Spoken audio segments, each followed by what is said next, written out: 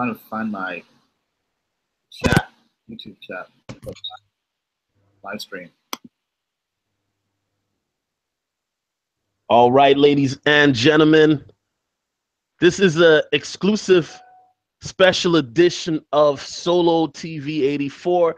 I'm your host, Solomon Jones. This interview actually spur of the moment with brother Ian Balina.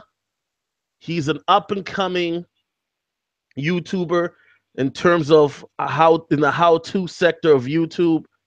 One of the few brothers in the YouTube game that is giving advice on how to be a millionaire, how to make six figures. Also talks about Bitcoin, ICOs. Ian, how you doing today, sir? I'm doing all right, man. I'm doing well. I'm doing well. How about you? Good. Last time we saw each other, or I interviewed you, was back in when we were in Denver, right? We did that interview. Right. Yeah, the Diary of a Made Man intro video. That was you, man. Exactly. And I thought that was a classic interview. Oh, of course. And I thought it was classic.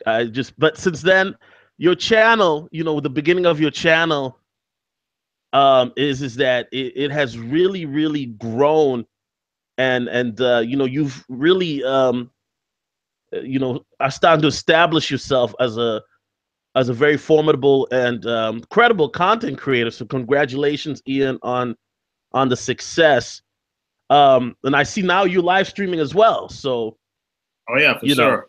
I mean, like after seeing all your live streams and stuff, I'm like, you know what? Let me join the game. How it's done.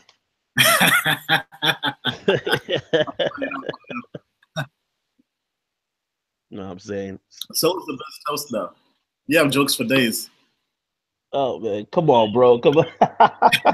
Well, it is what it is, man. I try to keep it lighthearted. You got to have jokes, especially with some of the things that we have all gone through, in this life of ours. And Ian is, I'm pretty sure me and Ian have been through some situations where, I might talk about in the future. One of the situations, me and a mutual friend of Ian's were chased by the ops in Miami, but that's a different story. All right, I'm trying to pull up my chat. My browser's kind of slow with all these different chats going. For some of you guys who might be subscribed to Ian, he's also streaming on his channel. So that should be very interesting as well. Yeah, and to all my subscribers, if I sound a little choppy or whatever, my laptop is down. Unfortunately, is bad news, but so I'm using my backup laptop. So we'll see how that works. Hold on a second. But so far, everything is up. Going out to everybody. I'm sorry. What's going on, Ian? I'm trying to find out if the live stream is working for everybody else. That's what I'm trying to pull up real quick. Okay. For some reason, I can't see your screen. I'm not sure why, but okay. What do you see right now? When I look at your screen, I'm not sure. I don't see anything. Oh, for real? Damn. Yeah. I don't know if in the chat if they can see your screen or not, but I'm not on your screen.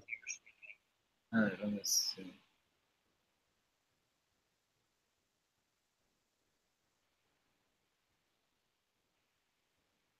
So.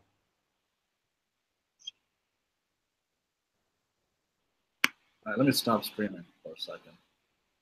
We'll get it. We'll get it together.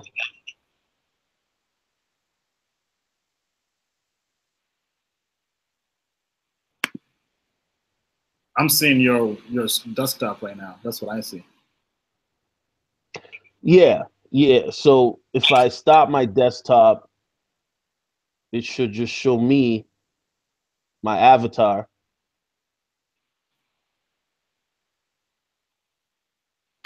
Let me turn my camera off and back on.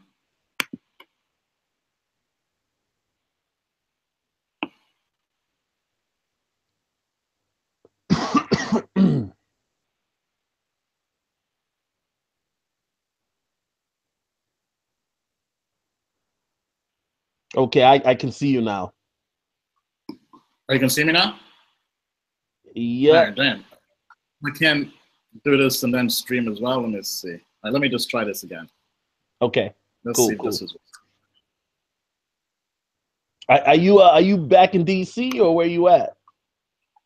Yeah. I'm back in DC right now. That's what's up. I saw you was in Boston earlier this week. Yeah, Boston. And then hey, tell the brothers your Snapchat, man. For those of you who wanna see what the life really looks like. Diary of a Made Man. That's the Snapchat. That's my Instagram. That's my Twitter.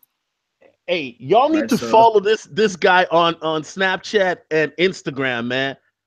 This brother, he be in DC, New York, Boston, Philly, every week. Every week he's somewhere different, man. You know what I mean? All right. Although I didn't get my San Diego invite this year, man. I was trying to put you on, those vacation days you got. It's cool. It's cool. I'll be out in San Diego later on this week. Not this week, but later on this year, hopefully. You know how we do it, man. You know how we do it. All right. Well, Ian, while you get this set up, man, let me ask you a question. Some people are wondering what's going on with Bitcoin right now, man. What's happening? Why is it dropping so sharply? Bitcoin is going through some major issues, right? That are going on between Bitcoin. They're trying to hard fork, right? So you have kind of two camps. One wants to have a soft fork. This is my understanding thus far, right? I'm no expert, by the way, on this, right? One camp wants to have a soft fork. One camp wants to have a hard fork. Right? They're basically fighting over how to update Bitcoin, right? Because Bitcoin has no leader; it's decentralized, right? So it's basically anybody in the world can basically use Bitcoin without having a middle person in between. As a result of that, right, we're going through issues with governance around Bitcoin because there is no president, there is no governor. But you can say, this is it, let's get to work, right? So we're basically indecisive right now. First to the deadline, they're Bitcoin, the miners, right? The miners are basically the people who control the flow and the transactions of Bitcoin, the Bitcoin network. Right, so on August 1st, we reached 95% of all the miners or people saying yes to this update. If not, Bitcoin will basically split into two different currencies, two different cryptos. So similar to what happened with Ethereum, with Ethereum and Ethereum Classic and Bitcoin 2 or whatever, right? And people aren't really sure what's going to happen to the value of Bitcoin. Because the entire model of Bitcoin is that it never changes. It is what it is, right? There's one currency. Right. Change kind of makes the entire premise look like a bunch of trash, right? So the value of Bitcoin will decline, right? Because Bitcoin went all the way up to $3,000, out to I think like 1,800 today.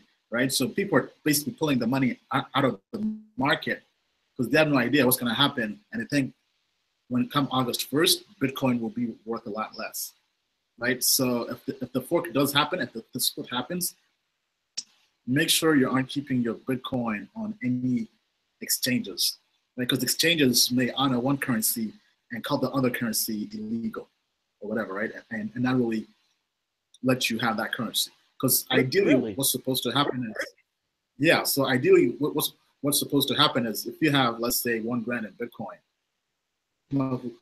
and let's say Bitcoin splits into two currencies, and you have Bitcoin Classic and new Bitcoin, right?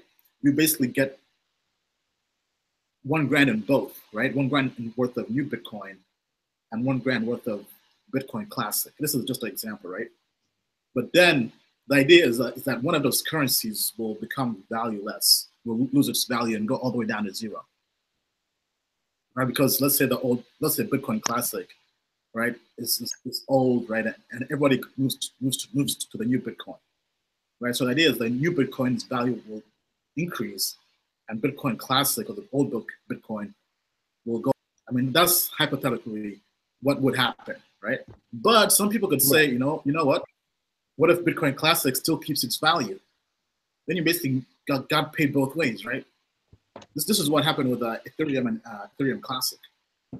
During the fork or the split last year, right? People thought Ethereum Classic would lose its value, and everybody would go over to Ethereum. And the exchanges said, you know what? We'll still honor your Ethereum Classic. So people began trading that, and now Ethereum still has value, right? I think this year it was all the way up to like $22 during the bull market, right? It's way down, but it still had value. So those people who kept their Ethereum during the split and also got Ethereum Classic, they got paid twice almost, right? But the issue is, right, if you had your money on an exchange, they didn't give you that Ethereum Classic. They said, you know what, it's now deleted. You only have Ethereum. So some people lost out on money, on easy money, right? So as a result, for example, don't keep your money on exchanges like Coinbase, Poloniex, Kraken. Keep it in your own personal wallet, right? Come August 1st. Actually, I think probably like the first week of August 1st, take everything off the exchanges, right? So keep it on your own personal wallet. So either just download a personal wallet on your desktop, or for example, I think blockchain.info has one, right? It's an online wallet, but it's different from an exchange in the sense that you basically owning the password to your money, right? The issue with exchanges so quick question, Ian, not to cut you off, but you would, and call me naive, because once again, I've only been trading for 2 months, as you know it. So I'm a fucking baby, right? Excuse my language. I know in your stream you might not curse, but I sure do on mine. Yeah. Some people might think, okay, it's going down.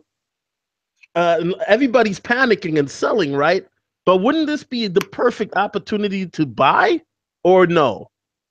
If you're still bullish on cryptos in general, long term, it's a great time to buy because everything is cheap, right? So some people are just buying cryptos until maybe the last week before you buy anything else, right? Just in case.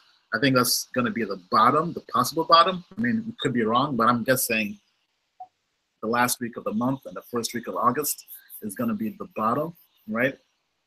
It depends also on the reception of the fork, if there is one with Bitcoin, right? Let's say if the fork goes well, whether it's a hard fork or a soft fork, if it goes well, Bitcoin could go to $5,000. Or let's say it's a total epic fail, or even 500, who knows, right? Right, so it all depends on the reception of what happens. Okay. But yeah. All right, hold on. Let me check the chat, man, because we got some brothers in here. Shout out to Iron Ball. I see you, Carl. Some crypto guys. Now, Ian, you have last time I checked, and I'm not trying to put your business out there, but you had like 40 G's in cryptocurrencies. And then in your live stream the other day, you said it's up to 60 now, right? I mean, it's actually down because it was all the way up to like 140. Like what? Back during the bull market, it was at 140. Because everything has been going down, right? Like that's cryptos for you, right? You go from like 150 back to 50. Right. Yeah, so right now, been mainly focusing on ICOs. Like right now, today it was at 60 something. Because that comes back for the Civic. So right now it's at Civic is blowing up. Oh snap. Yeah, so the Civic ICO just came on online today on the exchanges on Bittrex, right? So that's doing well for me. But at one point, it was all the way up to like 140. Like that was the peak, right? When everything was kosher, everything was dope, right? Then caviar and wine and everything, right? But now we're in a pullback, correction, a bear market. Okay. But yeah, so how's your experience with cryptos, right? Because I got you into this. Well, you know, like I said, I'm 2 months in. You know, I'm just, I don't know, I'm having problems with my wallet right now. Somebody was, shout out to Ian Ball, he was trying to send me some money yesterday, but for some whatever reason, you know, because I use Jax, I'm pretty sure you're familiar with that, Ian, and that's been messing up. So pretty good wallet for beginners and stuff, right? Especially for hold much Bitcoin to be. And you know, and like I said, Ian, like I'm, you know, a lot of the stuff I talk about is beginners based because, like I said, I'm just like I'm still learning about everything, the blockchain technology, everything. It's very amazing to me as I study this deeper and deeper. And it's interesting because there's a lot of you know, hesitancy when I talk about it because a lot of brothers don't understand it. And I get a lot of people that say, "Oh, it sounds like a pyramid scheme." I mean, what do you say to that when you hear people say, "Oh, Bitcoin sounds like a pyramid scheme"? Because that's what look at Ian's face right now. I mean, I've heard that before, right? But here's the thing, right? I mean, everything that's almost been disruptive in world history has been called a scam, has been called a pyramid scheme, whatever, right? Right? I mean, because once it goes mainstream, it's too late to really profit from it, right? Because the real money is made early on. Really not a believer, right? I mean, right now Bitcoin is far from being mainstream, right? Market cap right now is like between 60 and 70 billion. Come bubble, right? When the whole crash happened, market cap was in the trillions. Mm-hmm. Those in general are going to have trillion-dollar companies, so it's going to be trillion-dollar market caps. Right? So we're still super early. I mean, sure, everybody begins talking about it, like Bitcoin's going to be on the cover of Forbes and all that stuff, but we're still very early because I mean, people are still selling money with a hex code and stuff, right? Like that's far from mainstream, right? So people calling this a Ponzi scheme, right? Like, I mean, I could see how they could perceive that being the case, but there's actual value in Bitcoin. There's use cases that are not going away regardless, right? So, I mean, because with the whole Ponzi scheme or pyramid scheme, right? Eventually somebody gets left hanging with nothing that has no value, right? So, for example, with Barney Madoff, right? He basically kept on finding new investors, right? Until he ran out of investors to invest in his fund, right? And he was basically blowing the money, right? And saying that, okay, this is your actual return, this is somebody else's new investment. Right? With Bitcoin, though, right? Because I guess Bitcoin is almost a hedge against fiat currencies, right? So if you believe that the dollar and all these other paper currencies that are not backed by gold will eventually crash, especially especially in the developing world, right? For example, in Zimbabwe, right? Where they have a $1 billion note, right? Because inflation is just so high, right? So in places like that, especially, right? Bitcoin isn't really the best use cases for Bitcoin and cryptos in general are outside of America. Because America, everything is nice and kosher and everything, right? But in some places, right, where, for example, people in Pakistan, right, some girls, right, they have no banks, right, because they can't get banks because they're girls. But they can get paid online with Bitcoin and not have to have somebody else watch their money. Like that's not going to go away anytime soon. Right? Or let's say you can send somebody money halfway across the world in less than 10 minutes. That's not going away anytime soon. Right? So for example, I'm doing a group buy into an ICO, and I had somebody wire me 10 grand, 25 grand, 50 grand in like 5 minutes. Not having to wait 3 to 5 days with a bank, right? Banks only work from like what, 8 to 5. They don't work on weekends. I mean, that's going to be disrupted regardless, right? So I think this is not going away anytime soon. People who say this is a Ponzi scheme don't truly understand the technology behind cryptocurrencies and Bitcoin in general. Right? The more Thank you, Ian. Thank you. I'm glad you said that. And I need you to say the last part again, please. I mean, so people who think this is a Ponzi scheme or a pyramid scheme don't truly understand the technology, right? They need to do their homework. They can't just be headline readers, right? Just read the headline on the news and say, oh my God, this is BS, right? Do your homework. Because if you do your homework, I mean, you'll be buying this stuff all the time, right? Like, I mean, because with me, like, I became a believer after doing my homework, right? All these different use cases. So I've read like 3 books now on Bitcoin. And the first book I read was Digital Gold by a New York Times writer, great book. Then I read a second book called The Age of Cryptocurrency, I believe, also by a writer. Then right now I'm reading a third book called The Internet of Money, right? So once you do your homework on cryptocurrencies and Bitcoin in general, and you understand the technology, you stop asking silly questions like, oh, it's just a concept. Hold up, Ian. We got somebody in my chat saying, but you can't spend cryptocurrency. You can only buy it. How do you respond to that? Because he's not done his homework. I mean, like, for real? Like, really, dude? I mean, hold up. Give me a minute real quick. Give me a minute. Okay, not a problem. I'm sorry, Marcus. I got to put you under the bus, but I'm glad you're in the chat. I'm saying, hey, yo, y'all hit the like button, man. All right, we got a brother here. Your boy is back, right? So Ian here Balina. I got my wallet, right? Okay. This is my BitPay Visa debit card. This is a okay. Hey, can you move in a little closer? All right.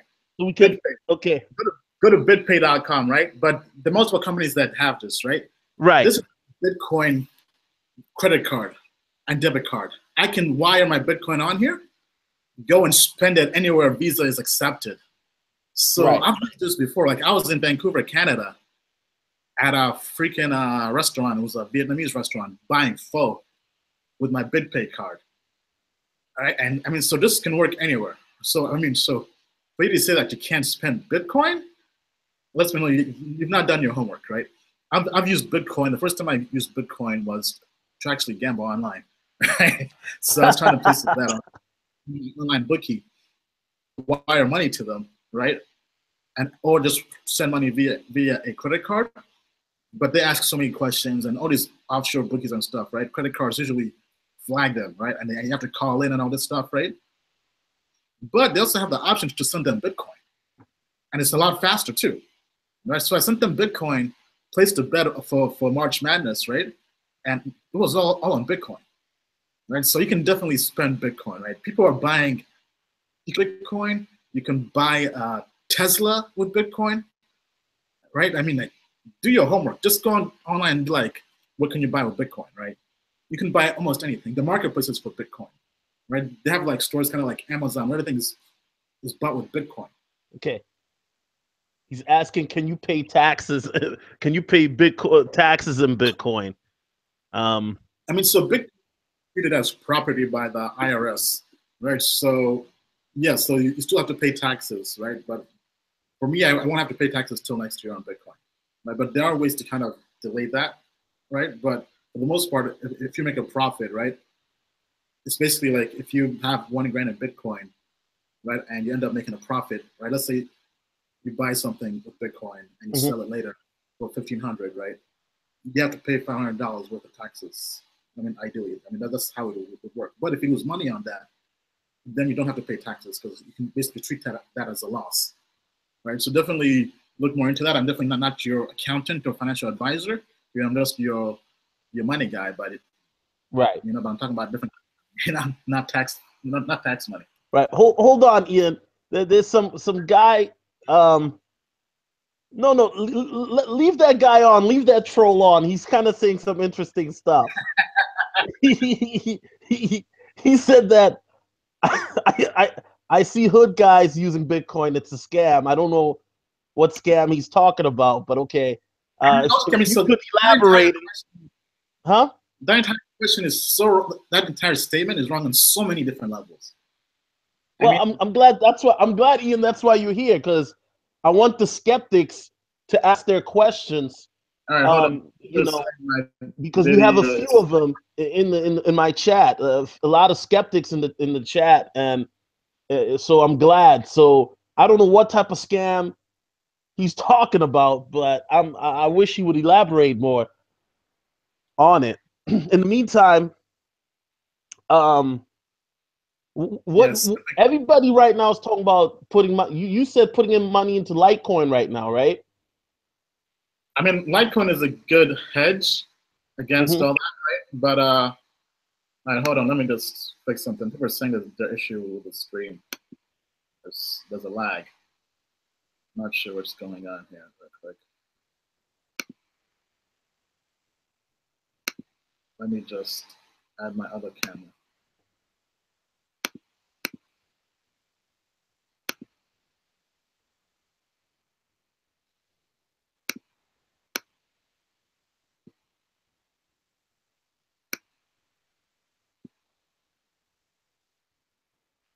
All right, so yeah, let's do that one.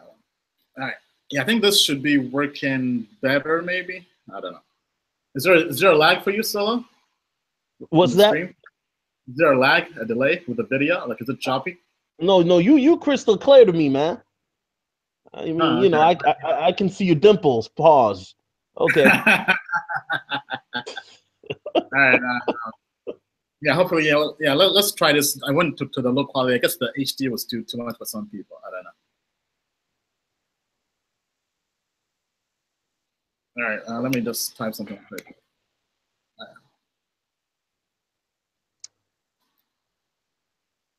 Okay, hold up. Bitcoin is not a scam. It's a bubble. Same as real estate. Real estate is not a scam. It's just that people get in at the right times, and then people get in at the wrong time. Yeah, absolutely, absolutely. So is it at a bubble? I mean, some people say it's at a bubble. Some people say it's gonna continue to grow. I don't think it's a What's your bubble. take on that, Ian? I don't think it's a bubble at all. I think it's just a correction. Because long-term, Bitcoin is going to the moon, right? But right now we're going through a correction, right? Because we've had like 3 months in a row of just straight, pure bullish growth, right? Just green candle after green candle after green candle, right? So eventually it runs out of steam and has to kind of, gather its breath before it goes back on a bull run, right? So that's basically what Bitcoin is going through right now, right? So I think this month, I mean, maybe next month, right, there's going to be some pullback, some correction, right? It's going to come back to reality. But then I think once they kind of figure out the whole governance issue around this whole Bitcoin fork and SegWit, then it's going to go to the moon. But back to the other guy's question, right? He was saying that he thinks Bitcoin is a scam because he sees people in the hood using Bitcoin. I mean, that just means, I mean, first of all, the logic of that is so totally off and so wrong. That's like saying, I see people in the hood drinking water, so water is a scam. I mean, like, I see people in the hood using dollars, so dollars are a scam. I mean, like, that's just poor logic, right? Just because somebody's using something, right? You can't really ascribe the value of somebody using something to that object, right? I mean, like, not to get philosophical on you and all that stuff, right? But you can't, like, that's like saying, right? I see people in the hood drinking this Arizona green tea, so it's a scam. I mean, like, totally makes no sense at all. Okay, Ian. I know, Ian, this may be silly to you, but you have to realize that some of my audience are skeptical people, and I think that it having skeptical people. I know some people in my chat don't like it. They're telling me to block the trolls, but I don't think they're trolling. I think they're people out here that genuinely believe what that type of rhetoric, and so right. So in general, though, they have to stay. especially They have to wake up to all that's happening around them. Right? You can't. I mean, because just kind of to take advantage of opportunities, your logic game has to be on point, right? Otherwise, you'll get played, right? As DJ Khaled says, don't play yourself. All right. So I'm trying to help them not play themselves with poor logic.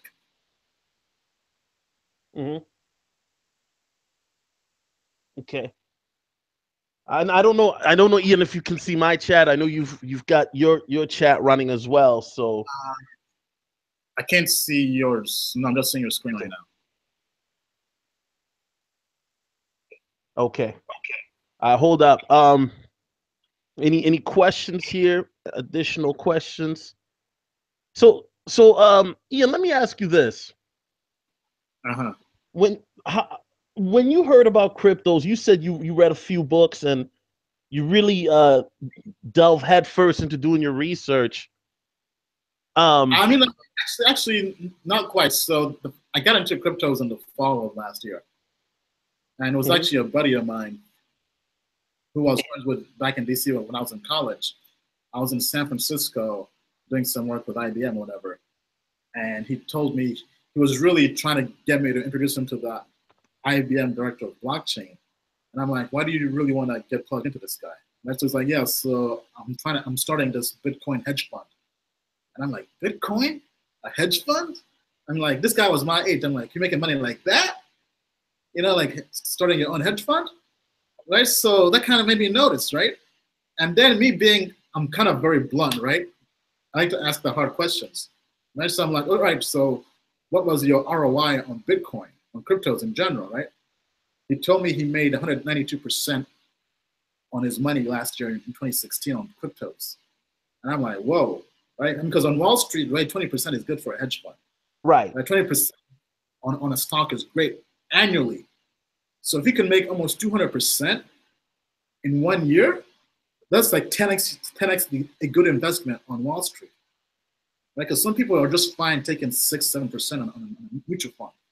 Mm-hmm. This guy's making 200% in 1 year. Just by that simple statement, I was bought into Bitcoin and cryptocurrency, right? But I didn't just jump into it, right? I'm like, okay, you know what? Let me take a flyer on this. Let me try it out, right? Let me treat this as an experiment, right? So I signed up on Coinbase that very same, I think like that same day too, right? So I go on Coinbase and I bought a Bitcoin and Ethereum. I put in like $100 in each, $100 into Bitcoin, $100 into Ethereum because there were two of them on Coinbase, right, at that time, right? Just Ethereum, like I did. Okay. Was at $9.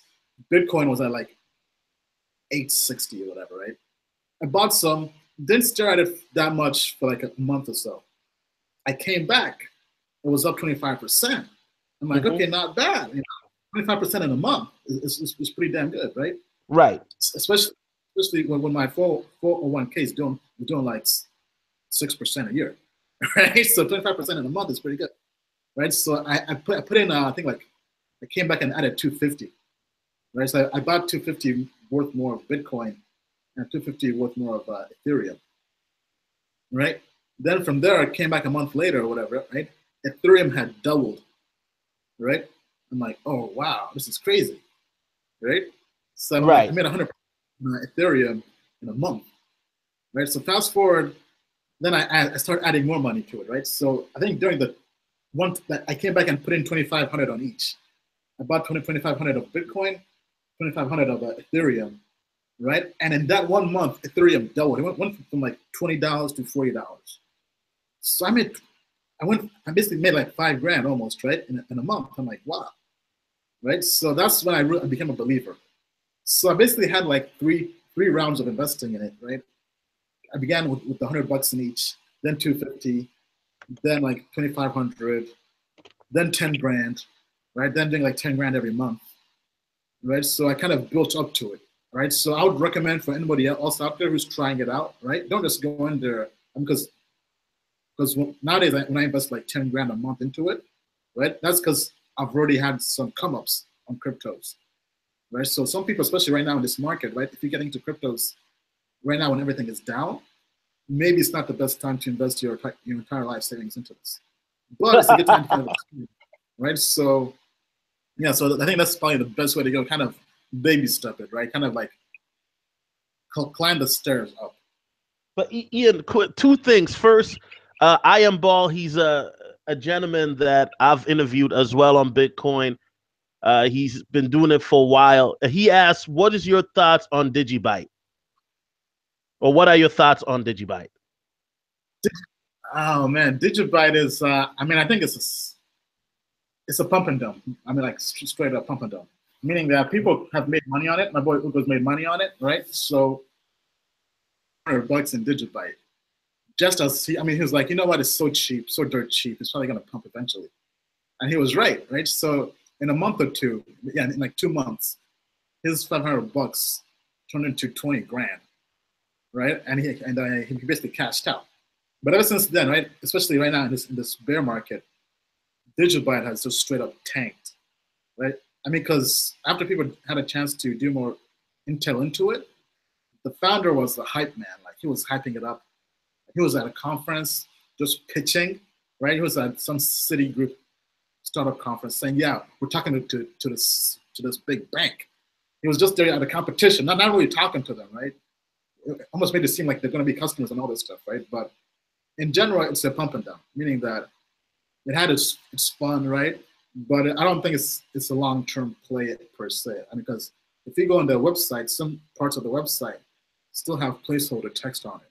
Like these guys are not ready for prime time yet. I mean, and I think they were supposed to pump too, like last month in June, and they didn't pump, right? Because something happened. I think they're supposed to have some partnership or some kind of new thing with either Minecraft or something. Excuse me. It didn't really do much. All right, hold on. Just give me a second here. Saying my encoding is too high for some people. Let me try to fix it. Now, Ian, while you do this, now I got Marcus A. Brown in the chat. He's a brother I work with as well. Me and him, we always talk crap because he's a skeptic as well. But he was saying that Bitcoin, basically, if you get in early, you're gonna make out like a bandit. But for people after, it's too late. You're saying that it's not mainstream yet.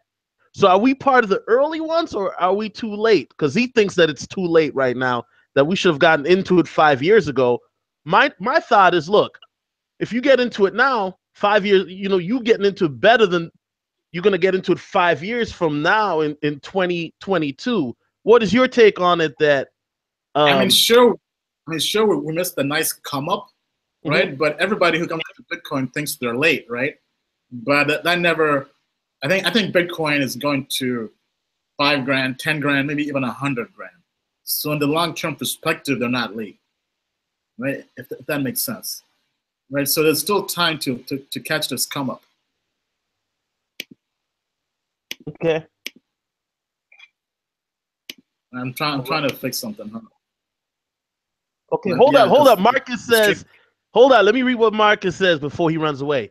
That's assuming it's still climbing further than it already has in 5 years. Right. How do you respond to that, Ian? I mean, because Bitcoin already has one proven use case, right?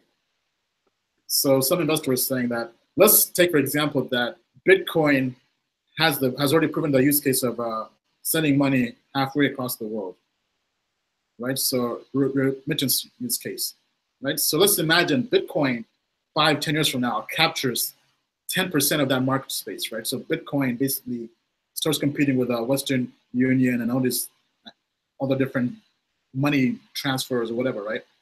Let's say competes with them, right?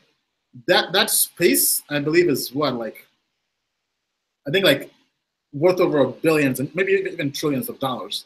If it gets just 10% of that, right? It means there's still room to grow, right? So let's say that value is $5 trillion, right? A Bitcoin market cap right now is like under 50 billion. So going from 50 billion market cap to $5 trillion market cap, right? Or let's say it's $500 billion market cap, right? There's still room to grow. Like going from 50 billion to 500 billion is 10 times on your money, right? Going to 5 trillion is 100x on your money, right? So there's still room to grow. Okay. All right. 1 second here. Hold up, Ian. Right, I'm checking the chat. Now, Ian, if you don't mind sharing, what are your Bitcoin? What other cryptocurrencies are you currently invested in? If you don't mind sharing with us here. All right. So right now I'm investing in a lot of currencies. I mean, in general, I'm bullish on Stratus. Right, Stratus is basically a platform that lets you use C# to build applications on the Bitcoin network. Right, so that's something I'm bullish on. It's been the best ICO investment in the last 1 year. All right, I missed that ICOs, but I'm still bullish on it long term. I think it's the next Ethereum. Right, then I'm also Ethereum as well, obviously. Right, it's kind of having some issues right now in the last month or two, but it's something I still believe in long term. Then some people are talking about Antshares, which is like the Chinese version of Ethereum. Right, that's something I'm looking more into. I'm not invested into that right now. One I'm invested in is Lisk, which is basically lets people build JavaScript applications on a blockchain. Right, so it's similar to Stratus, but JavaScript is very popular, especially amongst web developers. Right, so using Lisk, they can build applications on a blockchain with their blockchain. So I think that's going to be big. Right, it's still very underrated. All right, hold on. Let me try to fix something real quick with this webcam. It's doing too much.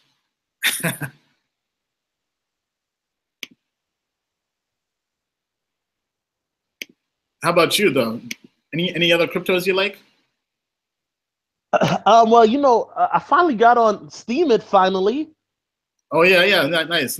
Yeah, so Steemit is actually doing well. I mean, Steemit has lots and lots of potential. And of course, you know, Ripple, because a buddy of ours, Hugo, told me to get into it. I don't know about Neem yet. You know, I'm still looking into that Neem. I haven't done that yet. But yeah, I mean, what else do I have? A little bit of Litecoin, of course. Bitcoin.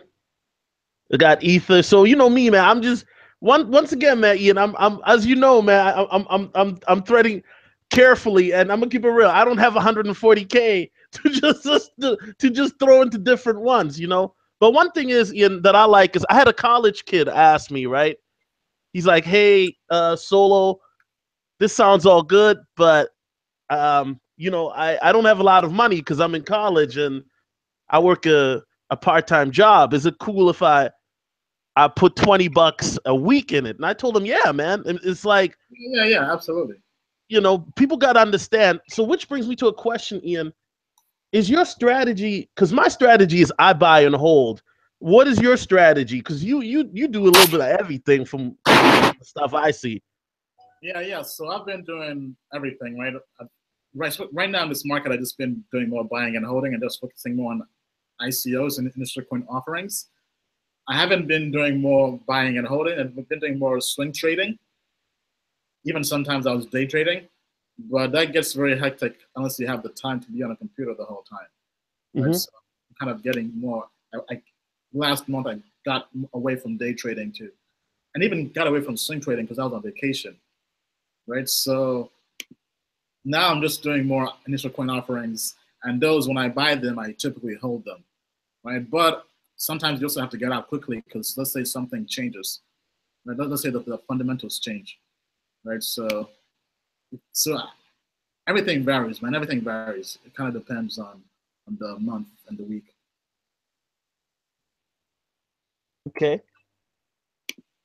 Hold up, Ian. I got to read this comment because it's funny to me. Marcus Brown says, "I can see it now. 1 Bitcoin equals 50 grand USD. LOL. By then, all national currencies will be worthless as the old Zimbabwe $1 million bill." I mean, that's what people think with Bitcoin, right? That could possibly happen, right? So Bitcoin and cryptos is a hedge against that. Okay.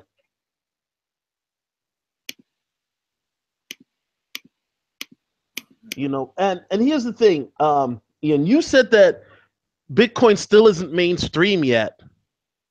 But Japan and China are using it, right? If I'm not mistaken. Yeah. So it just seems to be not. I mean, in Asia, it seems to be mainstream. In Japan, China, but in the U.S., people seem oblivious to it. Right. Yeah. Why do you think that is? I mean, because over here it's still like it hasn't really been given the blessing. In Japan, legal this year. In Australia, it was made legal as well, right? In the sense that now stores can legally, right, and also people can go there and expect to be able to spend Bitcoin, right? But that hasn't really happened here yet in the U.S., right? So that's kind of the main issue we're going through right now. All right. Okay. This should fix it. Just trying to fix this choppiness going on with the stream. All right. Hold on a second. And so, everybody in the chat, man, we got, just for those of you who are just coming in, we got brother Ian Balina coming in. He is an infotainment guru, hack the system, how-tos. Some of you may know him as Superman. He's the OG. You know what I mean? He's been around for a while. And we're talking about cryptocurrencies and Bitcoin and all that fun jazz.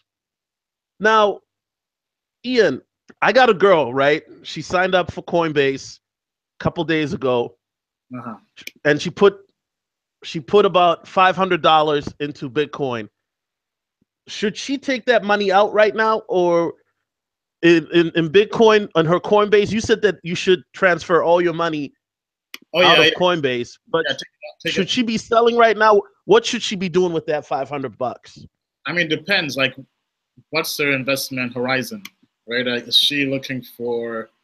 Does she need that money quickly, or is just more of a long-term investment, right? If it's a long-term investment, then keep it there for 2 years, 3 years, 5 years, right? But if you're trying to make money quick, right, then now it's probably definitely take it out of Bitcoin and just kind of wait for the market to bounce back up. But in general, it's kind of hard to predict when it's going to bounce back up, right? Because sometimes it could bounce back up and you miss the bump, right? The bounce. The next thing you know, you're chasing Bitcoin, right? Because things can flip on a dime in a day, in an hour, right? So it's kind of hard to predict. But in general, come August 1st, definitely don't put your money in Coinbase. Take it off of Coinbase, right? Use different wallets to store your money.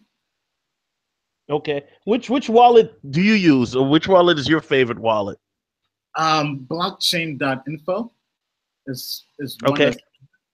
I also have Exodus wallet for the desktop. I have to double check what their policy is for August 1st. I'm not sure what they're going to be doing exactly.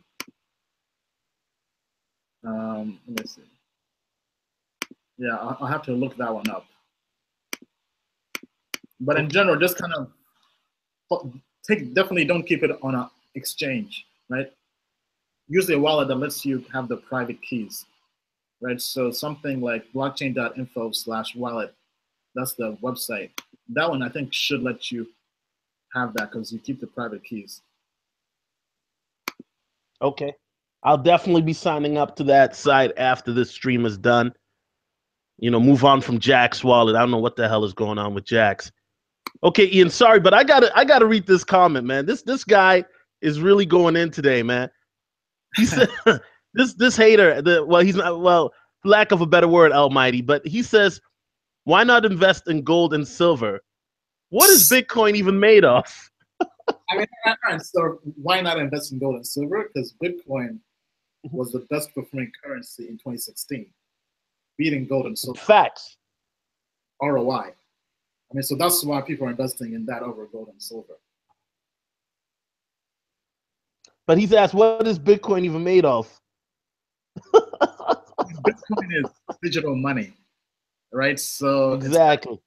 Right, so it's made of it's digital. It's basically made of numbers, really. I mean, so it's online money. It's meant for the internet, right? So, which makes it more efficient to send money halfway across the world, right? So that way, like for example, it's faster to send Bitcoin from here to Japan, or to India, or to Africa, or wherever, right? A lot faster than having to send money via a bank. Right, because the bank is slow. I'm not sure if you guys have tried to wire money with a bank, right? Because you have to go through other different banks, right? to a point where it's actually faster to just get on a plane with a bag full of cash and take the money than to send it via a bank.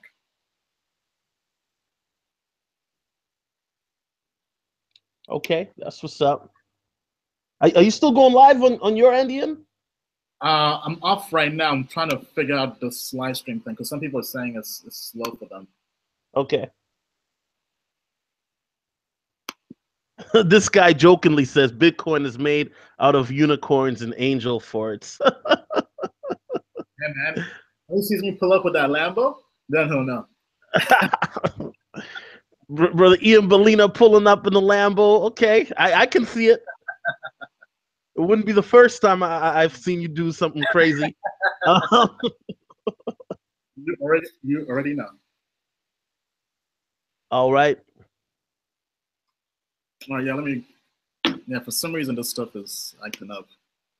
This is my first time doing just like a straight up live stream with YouTube and the webcam, just the webcam. It's saying the quality is too high. I gotta tone it down.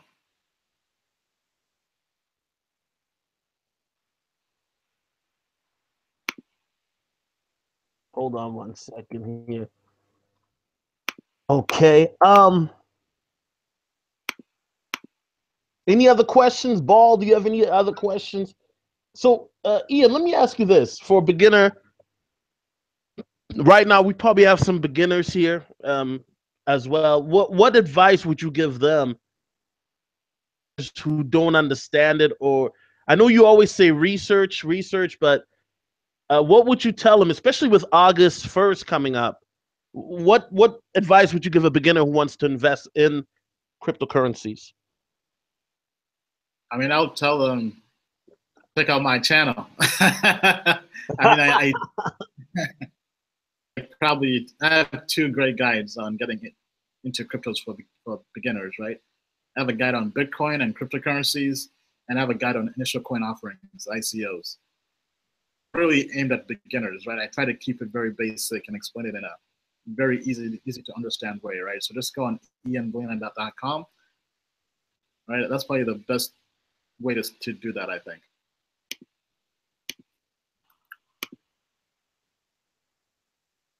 Yeah. So guys, check out ianbalina.com. You guys know I always post the site, even when I speak on Bitcoin videos system. And I'm gonna post Ian's link. You know what I mean? And hit, subscribe to Ian. If you subscribe to Ian, hit 1 in the chat. Let me know, because Ian said that he'll donate some Bitcoin if he gets 50 new subscribers tonight. So, for Solo TV 84, man, we definitely appreciate it. Oh yeah, for sure. All right, I'm gonna now, Ian, let me ask you this: so for you, this is a long-term goal in some aspects as well, right? I mean, when I say long-term, I'm talking like 5 years.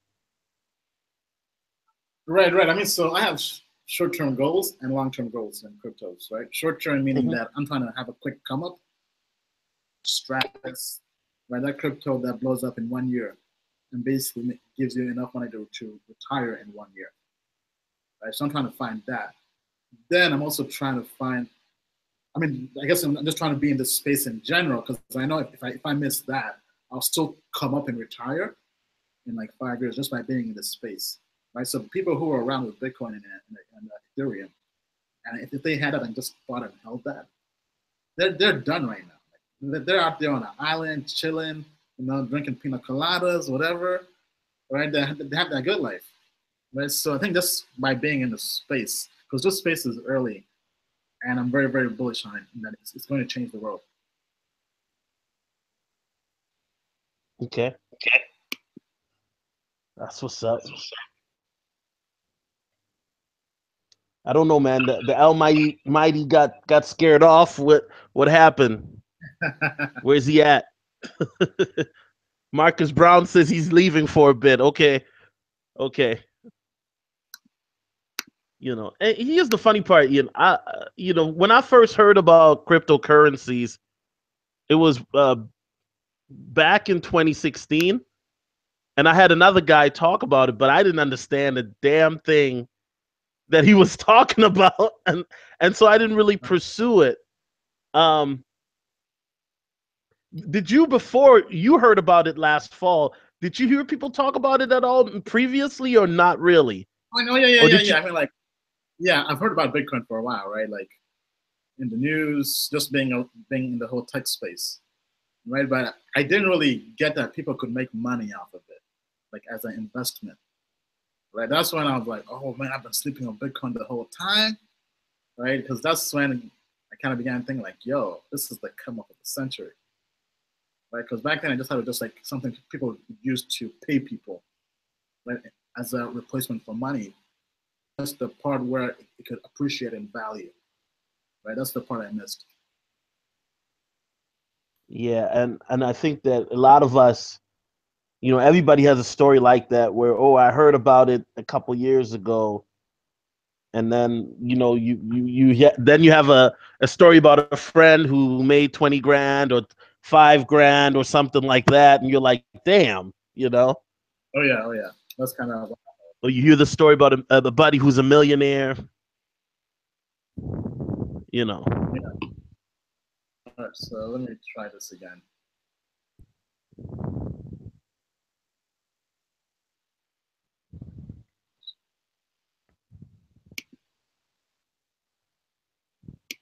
So yeah, I mean, this is definitely important, guys. Like Ian Ball says, we want to talk about financial empowerment, especially for Black people, because we're always late to the party.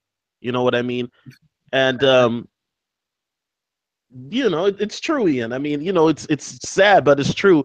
But here's the thing, and I think Ian will tell you this.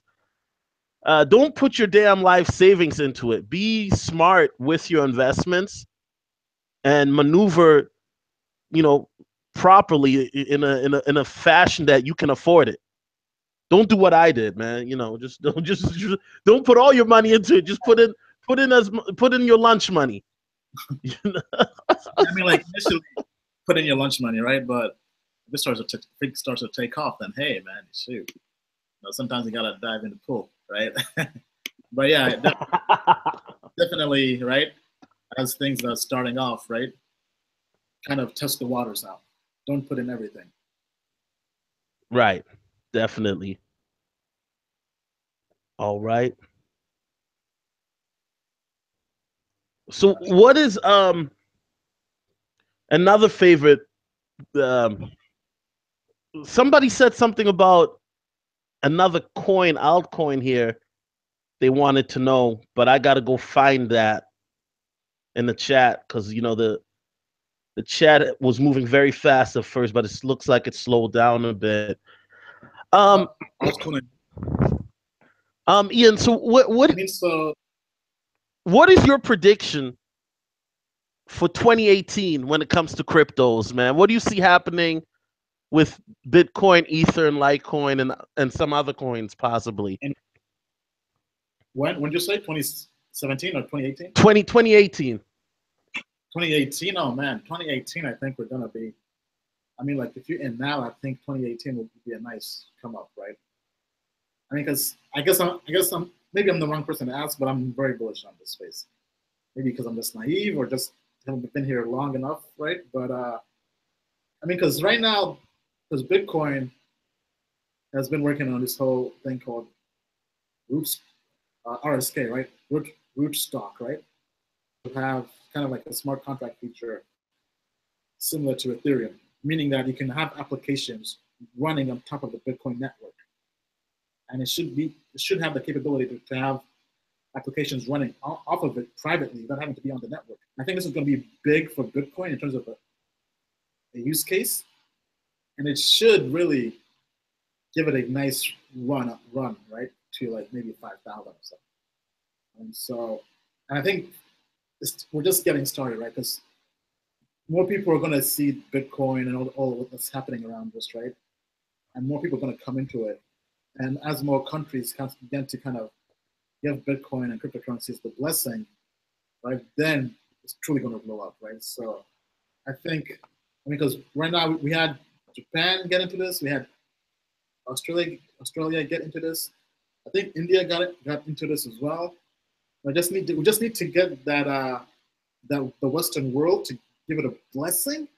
Then it's truly going to blow up, right? Because right now it's like, yeah, all these Asian countries are blessing it, but if something like, I don't know, England, Germany, whatever blesses this, then America's going to have to follow through, right? Because we had Australia. Australia was like the first kind of like Anglosphere country to truly bless this, right? So once we have these other countries start to bless it, if they do it by next year, I mean, let's start making plans, right? Start making plans to retire. Okay. That's what's up. All right, people. So we got, and I posted his link in the chat. He runs the channel Hacking the System. And, you know, Ian, you've got a lot of content from not just Bitcoin and ICOs, but also motivational content. I mean, you're giving the game, literally helping people improve. You know, this is, a lot of people would say, why is he doing this? What motivates you to give this type of knowledge to help people become successful? I mean, because I think like the game, in my perspective, should be made readily available for people who want to seek it, to find it for free, without having to really pay much for it, right? All my stuff is free, right? So that's kind of the motto, kind of open sourcing the game, right? In terms of making money, right? So I began making guides on how to make money on Amazon, how to find a 6-figure job, right? Then once I made a guide on cryptos, everything blew up after that. I'm like, whoa, people like cryptos like that, right? So now I've kind of become like the crypto guy, right? But that wasn't initially my goal, right? And initially I was just kind of out here trying to do other stuff on just making money, 6 figures and all that stuff. And initially the goal is like kind of just more to kind of give guides for younger people, right? Because I've achieved success at a very young age. Right? I'm 28 years old, 400 grand, right? Not every person is at my stage in life this early. The people out there who've gone their entire lives not making 6 figures, right? Not only that, but right. I'm Black as well, right? So how did a Black guy from Africa come here to America and achieve this lifestyle so quickly, right? So I'm basically giving everything and tips that I've used to get where I am today. The idea was to give that back, right? To a point, but also have something to kind of have a library of content that I can give to other people, my friends, my family, people who have questions, right? I have younger siblings as well, my younger brother and sister, right? So they'll also need to have the guide to getting to where I am as well, right? So I'm kind of giving back.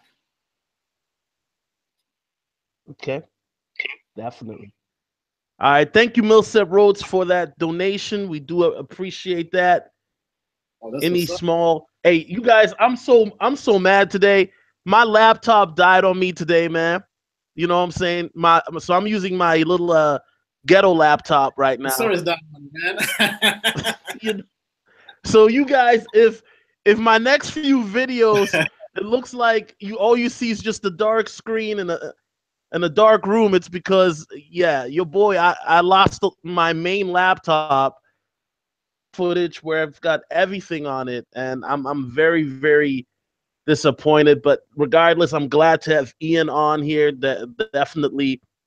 Hey, yo, Ian, I'm manifesting things into reality. So what I'm saying is, in a few years from now, man, we're gonna be in the Dominican Republic doing a live stream, and it's gonna be paid for all by Bitcoin money. And I'll have 2 girls on each side, right? 2 gorgeous women giving me that margarita while I'm drinking it, and we're gonna just live stream on the beach, just talking about how you know, we were talking from each other's houses, but now we're live in Sosua in the Dominican Republic with beautiful girls serving us, and how Bitcoin paid for it. So, but that's my fantasy in a couple of years. Yo, so it's actually funny you're saying that. There's actually a video on YouTube of a guy doing just that. Oh, really? Yeah. I'm not sure. I forget his name. I think it's like Mark Day something, right? But some guy that came up on Bitcoin like way early. I mean, he's doing just that, doing a video on a beach and all that, right? He's like, yeah, Bitcoin changed my life. So he was on a beach somewhere, just live streaming it. Then yeah, on a beach with a girl with a drink, just enjoying life. I'm not sure where exactly he was, but it was some beach somewhere tropical. yeah, Right? And definitely. he basically just has like daily video logs, vlogs, right? Just like talking about cryptos, right? And he's always on a beach, right? Right. Like this guy, he cashed out, right? He's basically done. Nice. Now, Ian, what was I just gonna ask you? Now, besides cryptos, do you also do gold or silver or regular stocks, or is just cryptos I that you're doing now? mean, I still have my 401k investment, right? Mm-hmm. Just because my employer gives me a match for that, right? Right. But that's basically it, right? I don't really have any other investments. I mean, I still have my Amazon stuff and my other businesses that I invest in myself, right? But other than that, though, I'm not really doing anything else, right? The stock market isn't really for me. I mean, I guess one thing I want to get into after cryptos is just more like angel investing into actual companies, angellist.com, right? They have different syndicates where people put the money together and invest into things like the next Uber, whatever, right? So that's probably my next hustle. Okay. Okay. Yeah, guys. So got brother Ian Balina here, man. And you know what? I'm very excited to have him. He's one of the guests that I know he's legit. Um, Last time I saw brother Balina, we were in this beautiful, I don't know if it was a condo or penthouse in Denver, and you know we had the camera set up, and you know I just want to say thank you because when we did that interview, you know, brother Balina, we used your equipment. And he also, you know, paid for the editing. And that's why for those who saw that interview, it was done nicely like that. And that's what I'm hoping to achieve in the future with Solo TV, where I'll have more interviews like that. And that's one of the reasons I have my Patreon for those of you who are on my Patreon and donate. So that way we can have content like that in the future. Um, any additional Bitcoin? Do you have anything you want to talk about today, Ian? Yeah, I do actually. Let me see. All right, let me see if I can share my screen here. Oh snaps! He's about to break it down.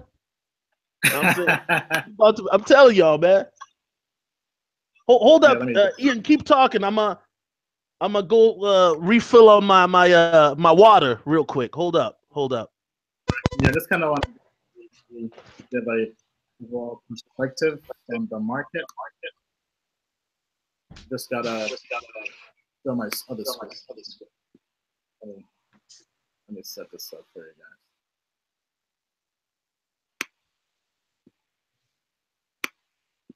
guys. Yeah, because I want to stream my desktop. All right, so let's go to this. Oh, okay, hold up.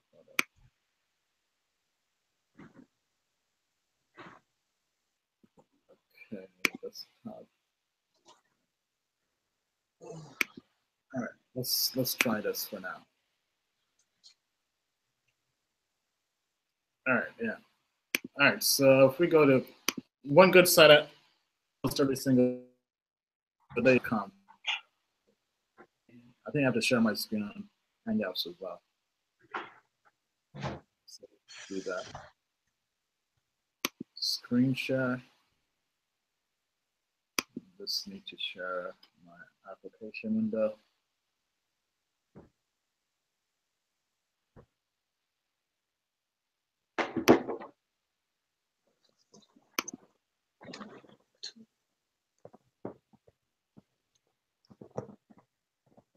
All right, so for everybody who just joined us on my end, I'm doing a live stream with good friend of mine, Solo TV, also on YouTube. We're doing a good Bitcoin hangouts, and I'm gonna do some some stuff on cryptos. So whatever. We're getting rich, baby. Yeah, so I'm kind of doing both a live stream on my end and also doing a hangout on his end. So my computer is about to go on the fritz. And I got this lightweight MacBook Air doing everything. So my cursor is still spinning out here. Oh boy. Yeah, and you guys, just a quick personal story. I know Ian is gonna hate me for telling this, but I remember when this guy was flat broke, taking a train on New Year's of 2011, man, looking like a bum in the back of a train. This is a true story. Yeah, I mean, a true. Ian was he was a broke college kid, and I remember seeing him. So I've known Ian for a while, and the journey, you know, that he has taken from being a broke college kid to. Do you guys see my screen right now? Yeah, I see your screen, brother. All right, cool. All right, why isn't this loading? Let's do this. Just a little insight, man. All right, yeah. I mean, yeah. So I mean, because as I mentioned, right, this whole lifestyle kind of came almost overnight, right? But this shows you should always trust the process, right? As Joel Embiid said. Right? So right now we're on CoinMarketCap.com. This is a site that shows the daily and almost hourly, and something, I think, I'm not sure how often it updates, but it's definitely almost every hour. Every time you just refresh the page, right? It has updated stats, all these different cryptos, right? Right. So right now, if you want to know how the market is, you can just go over here and see how every coin is doing. Okay. That's CoinMarketCap.com for those of you who are new or who have never been on it. Right. So right now, Bitcoin has declined. Right. Market cap is only $32 billion. Right. The price of Bitcoin is 1981. Right. It was all the way up to 3,000 a while back. Right. So this entire month it's been declining. But right, you got to put everything in perspective. It's declining, right? But if you look at the Bitcoin chart overall, over the last 1 year, right, it's still blowing up, right? So over here at the top, it shows us the market cap for the entire crypto space, right? So it's telling us there are 810 currencies for the most part, right? There's still some that are probably even smaller than that, but those that are actively traded somewhere, right? Right. So the market cap for cryptos is basically 70 billion. Now this year, it went as high as 115 billion, right? And I think we're still early, right? Because I mean, just think about crypto space, right? Crypto space, I believe, is going to go to $1 trillion market cap and higher, right? We'll have $1 trillion companies, right? Because Bitcoin right now is 32 billion. Right? Imagine if Bitcoin goes to a $3.2 trillion valuation. Right, that's basically 100x on your money, meaning that if you put in $1,000, it's going to become worth $100,000, right? Because Bitcoin, there are only 21 million Bitcoins out there, right? Ever, right? Right now, there are only 16 million, right? But I think by 2021, I believe it is once we go there, because there's basically some inflation to Bitcoin every time they add new coins to it. Right, in the software, in the supply, but eventually it's going to be limited, right? So it becomes scarce. So the value is only going to get higher. Right. And the mining is going to slow down for it too, isn't it? I mean, so right now the mining is slowed down. I mean, so in terms of actual coins being minted, yeah, so that slows down, right? To a point where after 2021, I believe, right? Once there are 21 million or whatever, right? There basically won't be any more Bitcoin. So those guys who have Bitcoin, it's kind of like having baseball cards that become valuable over time, right? Because people will need Bitcoin, right? So it's not going anywhere soon. I don't think so, unless something displaces it. Even if it does, right? There'll be some other cryptocurrency, right? So some people are saying Ethereum is the next one to replace Bitcoin. because it has $15 billion market cap, right? It was as high as, it went as high as $400 a few months ago. I think actually a month ago, so right? During the entire bull market, right? And Ethereum actually might replace Bitcoin in terms of market cap by the end of the year. Right? Then you have Ripple, Litecoin, Ethereum Classic. Right? So this is a great site to go through and just see all these different cryptos. From Stratus. Oh, hold on, Ian. I don't mean to cut you off, but yeah, go ahead. What is your thoughts on number 13, BitConnect? Have you ever heard of that one? I've heard of it, but it's not really my cup of tea. I mean, it seems I haven't really looked much into it per se. We can actually do that live right now, right? But I mean, so my strategy is to find very volatile cryptos, right? That's how you make fast money, right? So something that obviously hasn't come on my radar, so I don't think it's that high volatile, right? But my typical process every single day is to go on here and sort this by volume. 4 hours. This shows you where all the money is flowing in the last 24 hours. Right. So right now, $1.6 billion has gone into Ethereum. Right. I mean, I guess, well, not really gone. I guess just transferred or being exchanged in Ethereum, right? Then Bitcoin is 1.2 billion. Most traded currency to the last 24 hours.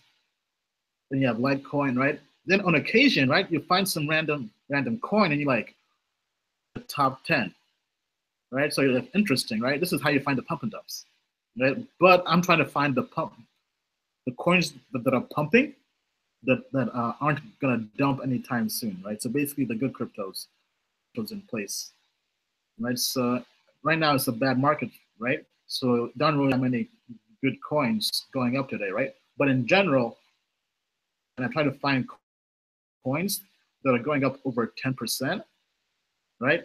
And that are also good coins, right? So for example, let's say BitShares was up 25% today, right? Then I'll look into BitShares and say, why is BitShares up today, right? I already know BitShares because I made money on it. I got into BitShares when it was back at like 2 cents, sold it around 12 cents or so. I was day trading it and also doing swing trades on it the entire way, right? So this is how I normally find cryptos. And you say you spend 4 hours a day doing this. I mean, I don't keep track, but crypto's a life right now. There's some days where I've done this the whole day. Like, I mean, because it's a 24-hour marketplace, kind of like Forex, right? So sometimes I'll just be watching the markets, doing research, right? Nowadays, I've kind of taken a more passive approach to cryptos, especially in this market, right? I'm doing more buying and holding. But back when I was doing day trading, right? Because you have Asia waking up, right? When Asia wakes up, we're asleep, right? And vice versa and stuff, right? Right. So when I was super active on this, but then it also led to issues of over trading, right? Where you're just kind of over trading, right? So now I'm doing more ICOs, buying and holding, doing more research on different ICOs to invest in, right? I mean, so let me show you my other favorites that I like. So I also like ICOstats.com. This shows you the ROI on different ICOs, initial coin offerings, right? So this is kind of like an IPO. If you don't know what this is, watch my video on my YouTube. It's featured. It's the first video on there, right? But it shows you if you had invested in these different cryptos when it first came out, right? How much money you would have made, right? So this is what makes people very bullish on cryptos and ICOs in general, right? Because there's lots of arbitrage to be made here. And for those on my channel, I posted the link to Ian's channel. So subscribe. Ian is a lot more knowledgeable about these things than I am. So subscribe, and he breaks it down from the beginning. Also check out his website, ianbalina.com.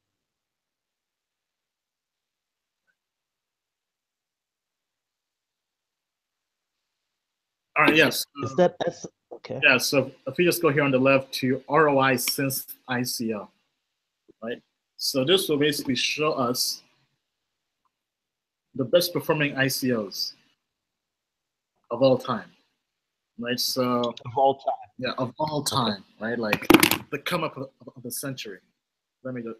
I'm also trying to see if I can see the people's comments on my phone here, right? But basically, the come up of the century, right? So Ethereum, their ICO. If you got into their ICO and bought Ethereum when it was 31 cents, right? Right. It was in July 22nd, 2014. Right here, the date, right? The current price right now is $166.84. Right, so that's a 53,476% ROI on your money. Meaning that if you had put in one one one grand into Ethereum, actually let's make it simpler for people, right? Let's just take this number, right? What is it? Yeah, this is over 500x on your money, right? So if you put in 1 grand into Ethereum, you would have 500 grand in less than 3 years. I mean, just think about that for a second, right? Like, I mean, if you put in 100 grand, $100 into Ethereum back then, right? You would have $50,000 off of $100 bill. All right, this is why people are crazy about cryptos, right? So when people say, "Oh, invest in gold," like gold is not doing this right now. Like gold can make you like buy your parents a house, buy a car, pay off your loans, like this. Right. Or if we go to Stratus, right? Stratus, I keep on talking about Stratus, right? They had their ICO last year, June 2016. Their ICO price was less than a penny, 0.007 cents. Right now it's at $3, right? So it is up 422x on your money. Meaning if you put in $100 into Stratus, right, you would have $42,000 or more. Now, if you put in one, go ahead. Not to cut you off, Ian, but I know you made a live stream on Friday and you were giving tips on what I call Yankee ICOs. Can you give tips to a beginner? How, let's say some new guy like myself, I see an ICO that's like 0.002 cents, and I'm thinking to myself, holy crap, I want to invest.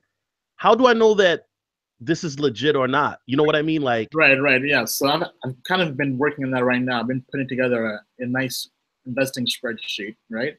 I've been kind of upgrading myself, right? So this should, I might be sharing this soon, right? I'm probably going to do a more formal live stream on this, right? But this is kind of the preview. But this is something I've been working on with some friends of mine. And it's a spreadsheet that goes through and kind of gives different metrics that are good to look for in an ICO before you invest. Example, if it shows me the sheets here. All right, it's still loading. But they're basically, I'm kind of discovering, I mean, this is still a work in progress, right? It's always a work in progress. But in general, I'm finding that kind of like 9 different metrics that are good to look for in an ICO, right? And I think it's ideal to invest when at least ideally 8 out of those 9 objectives have been met, right? So I don't know why it's not showing the other tab, right? So I basically went to ICOstats.com, looked at the top 10 performing ICOs of all time, right? And kind of found out what metrics they had in terms of what was their ICO price, what was the market cap, how many tokens they had, right? Was their product an MVP that they already had before they asked for money, right? Was there an all-star team that was building the product and the project? Did they have a team of all-star advisors? Did they, what was the other one?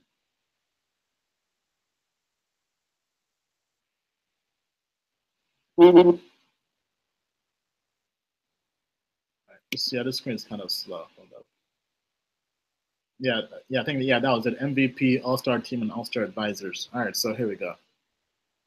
to best ICOs of all time, right? And this spreadsheet is actually, it updates live. So I was able to kind of plug in with some functions and it pulls in the current price and updates, I think every single day or so, at least. Mm-hmm. Right. So Now, I have, ICO.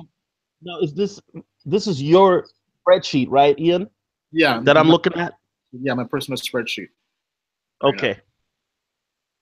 So Shaw Willie's asking if you can trust the website. So Shaw, what we're looking right now is at a spreadsheet that Ian keeps for himself to keep track of ICOs and things like that. And Ian is a very methodical person when it comes to numbers, and this is how he studies cryptocurrencies. I mean, this is advanced for me. So, but Ian, when you do something like that, are you looking at patterns? What are you looking for when you create these spreadsheets? I mean, so yeah, so I'm trying to kind of go back to the basics to show you how I kind of came to this, right? But so with this, I just kind of took different data points on all these ICOs, right? So here we have Ethereum. I think there's a lag, so let me see if you guys are seeing that yet. So I have ICOs: Ethereum, Stratus, Anshares, Spectra Coin, Ethereal, Storage, Arc, Augur, Beyond the Void, Golem, right? All these different ICOs. And then I have their current price and their ICO price, right? Then I calculate the ROI, right? Then I basically get the multiple from that.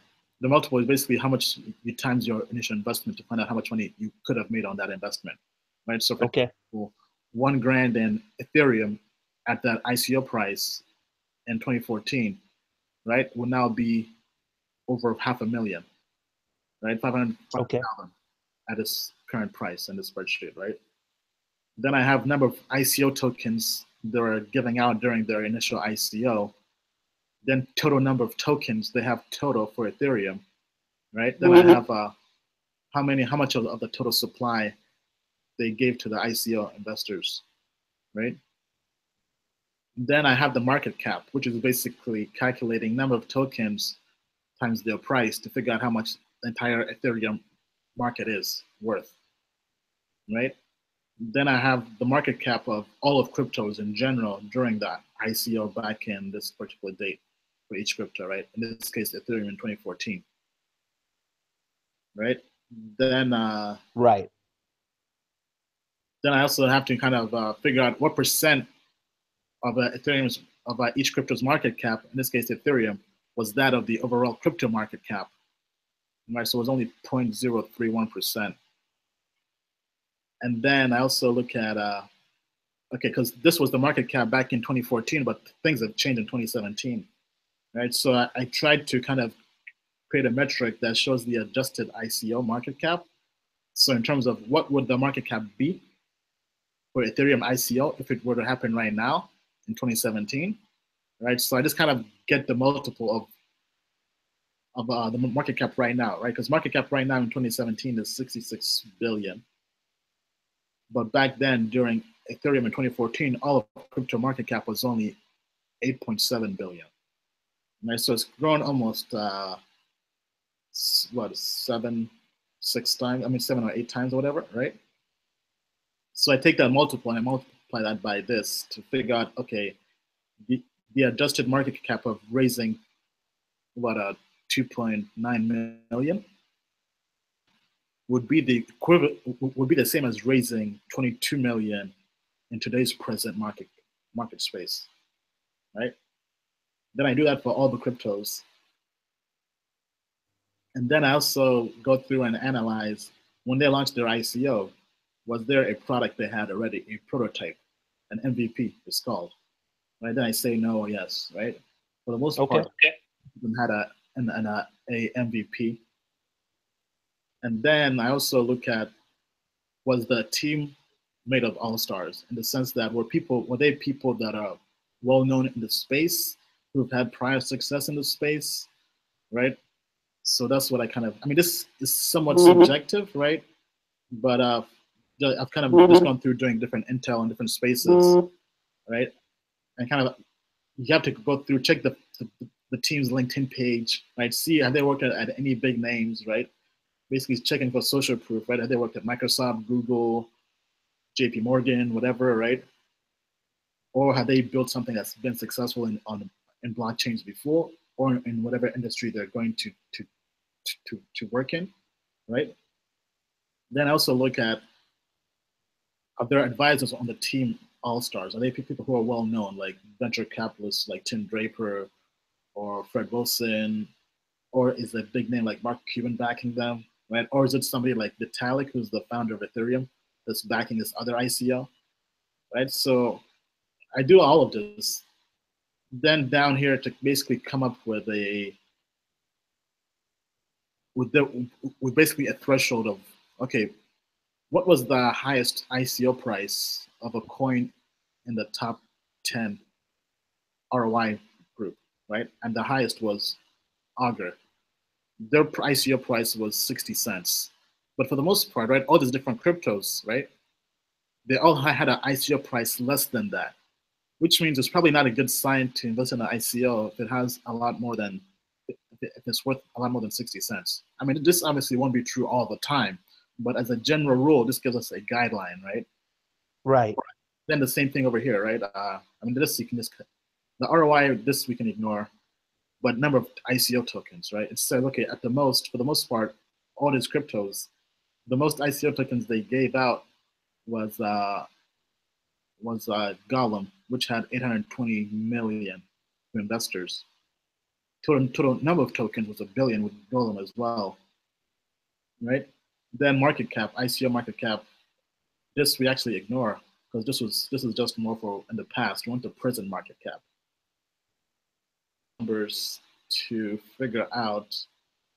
Okay, in general, it says, okay, don't invest in any crypto, or I mean, in any ICO with a market cap of over 75 million. So I'm basically kind of creating different guidelines. Now, this is all a work in progress. I've only worked on this for like the last one day, right? So things could change, right, as I go. But I take these different metrics now, and I'm now applying them to new ICOs coming out. So in this case, these are some ICOs I'm looking at, and some I've invested in, right? But for example, I create almost like I now have an ICO grading system, different 9 metrics, right? And I say, okay, you know what? For each part of the metric that you meet, each part that is green, you get one point for that. For each part you don't meet, right, you lose 1 point for that, or you basically don't earn a point. Right. So now, for example, here for every ICO that has a price over, I mean, under 60 cents, they get 1 point, right? So CoinDash gets 1 point. Propi gets no point because it's $1, right? District 0x is 0.08, right? Now I find these numbers on their ICO web pages. There are sites available to find that, like ICOalert.com or tokenmarket.net, right? So I fill in this data, right? So I go through all of this, right? So for example, Propi, once again here, they have 100 million tokens they're giving out, 100 million coins, but only 35% of that they're giving to investors. The team is keeping the rest, which is a bad sign, right? So I'm getting more bearish on Propi than I was a few days ago. Then all these other parts, they are fine, right? Market cap is under 75, right? Then I go through, okay, they all have products already, so the MVP section is going to be yes, right? And the all-star team, 2 of them have all-star teams, and 3 of them all have all-star advisors, right? So I add everything up here, right? And the best ICO for this month that I'm very bullish on is District 0x, because they passed with flying colors for everything. Then Propi, not so much. They got 7 out of 9. CoinDash got 8 out of 9. Right. So as you can see, this is kind of what I'm working towards in terms of getting some kind of measure on ICOs, right? So that way you know which ones to put more money in, and which ones to either pass on or to be more hesitant on. Okay. So this is my spreadsheet, work in progress, but I might put it on the site. Something, I don't know. But once it's ready for prime time, really ready for prime time, we'll know. Now, is this a spreadsheet that you just keep for yourself, or is this also live on your website, or not yet? Not yet, not yet. But I've shared this in my Telegram group with some buddies of mine, and we've been going back and forth on this. But because Okay. and the idea is to kind of add more ICOs into it, right? Because I only had like the top 10, so maybe expand like the top 25 or something. Right. But yeah, That makes sense. But yeah, so we're basically trying to do Moneyball on ICOs and cryptos, right? Because we're trying to come up quick, right? Now, Ian, we do have a quick question, not to cut you off, but we got brother King Nick here. He asks, what are Ian's thoughts on UNIKRN, the Mark Cuban backed Oh, as sports betting ICO? yeah. I mean, so that one I'm bullish on. I mean, like, I've not done this stuff yet, but I looked into it briefly, right? And it's very legit. Like, it's an actual company. Right? Some ICOs have no product, whatever. But these guys, I think they already have a product already. They even have like a live stream channel or TV or whatever, right? Network. And it's Mark Cuban. Right? So Mark Cuban would definitely give this a yes for All-Star team. I mean, our All-Star advisors. That's a yes. Right. So, yeah. So the ones I have here, I'm very bullish on from initial research, right? Like 0x is a protocol, right? So protocols are, for the most part, supposed to be $1 trillion plays, right? In terms of you can make lots of money on. So 0x is something to watch out for. Akasha is supposed to be kind of like a social network, kind of like Facebook on a blockchain, right? Kind of much better than Steemit. And this is being done by one of the co-founders of Ethereum. Ethereum ICO. This could be your new Ethereum, right? So this is gonna get a yes for the All-Star team. Right. So this is kind of my strategy right now. And I'm working with some other friends of mine who have different hedge funds, who have lots of money, whales, as this is called in the space, right? Going through trying to create different criteria to measure ICOs. Because initially we're taking more of this like line shots or just checking for things like a product. But now we kind of want to have more of a stable, consistent system to measure and grade these ICOs. Right. So now we're doing our homework thoroughly. Right. So this is kind of the evolution of that.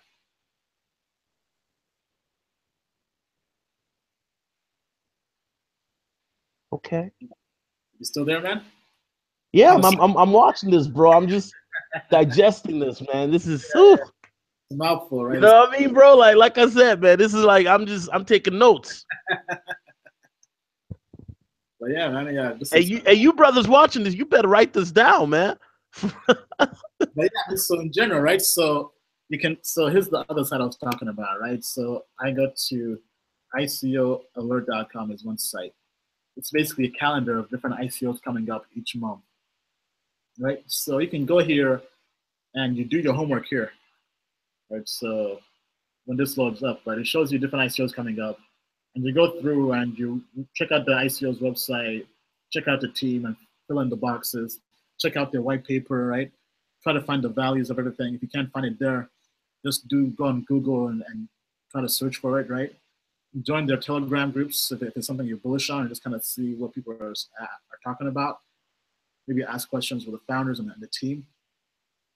Right? But so you can hit some of these up on Telegram and they'll respond to you. Oh yeah, man. Yeah, like I mean, yeah, because like for example, let's see, like something I'm looking at right now that I'm still doing homework on is Starbase. It's kind of like a Kickstarter for crypto projects, ICOs. Let's see, where is that? Right, so we can go ahead. So you guys saw here District 0x is coming up soon, right? On the 18th, right? That's one I'm very bullish on. Where's, all right, hold on, I'm just going too fast.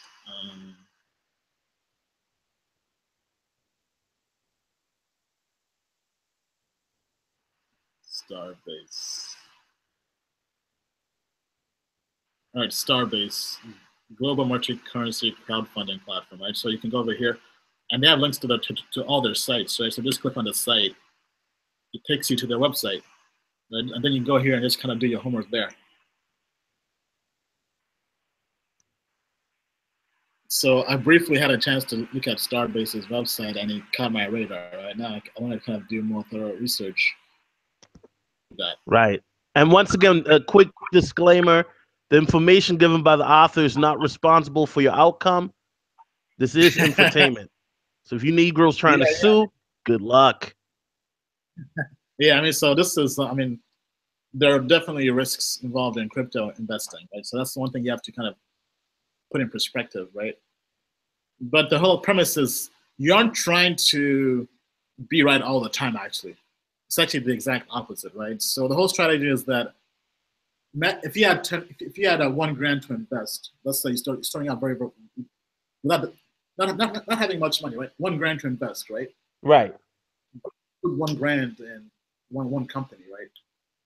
Take that and invest into 10 ICOs, $100 into each one, right? Or if you have 10 grand, put $1,000 in 10 different ICOs, right?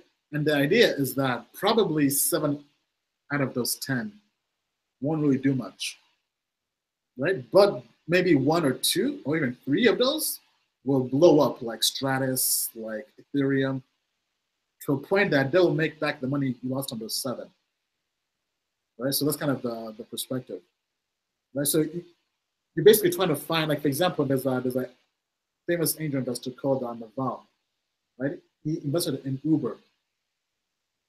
He's invested in like over 40 companies, and he said that he's lost a ton of money on them, right? But he said his investment in Uber has made more money than all his other investments combined. Then his second investment has made more money than all the other investments combined. Right? So it's basically kind of like 80-20, but more like 90-10, whatever, 99 and 1, right? But the idea is to just find that 1 or 2 investments that will blow up, right? So you kind of have to spread and diversify the investments, right? So that's a strategy I would suggest. All right, so this is an example, right? So if we go at the top, right, they have a white paper. We can go here and read the white paper and check out the crowd sale, right? We'll basically go here and just do our homework on this company, right? And it takes a while because there are tons and tons of companies, right? You watch the video. If we like it, we sign up for their newsletter, right? So I'm doing homework every single day on a company. But I'm doing like homework on like 1 or 2, maybe even 3 companies a day, right? So when I say I'm on cryptos every day, man, like the cryptos are life right now, right? Because I'm trying to find that Ethereum Stratus come up, right? Because this can make you like retire in 2 or 3 years, really, right? And yeah, so this is kind of how I do everything, right?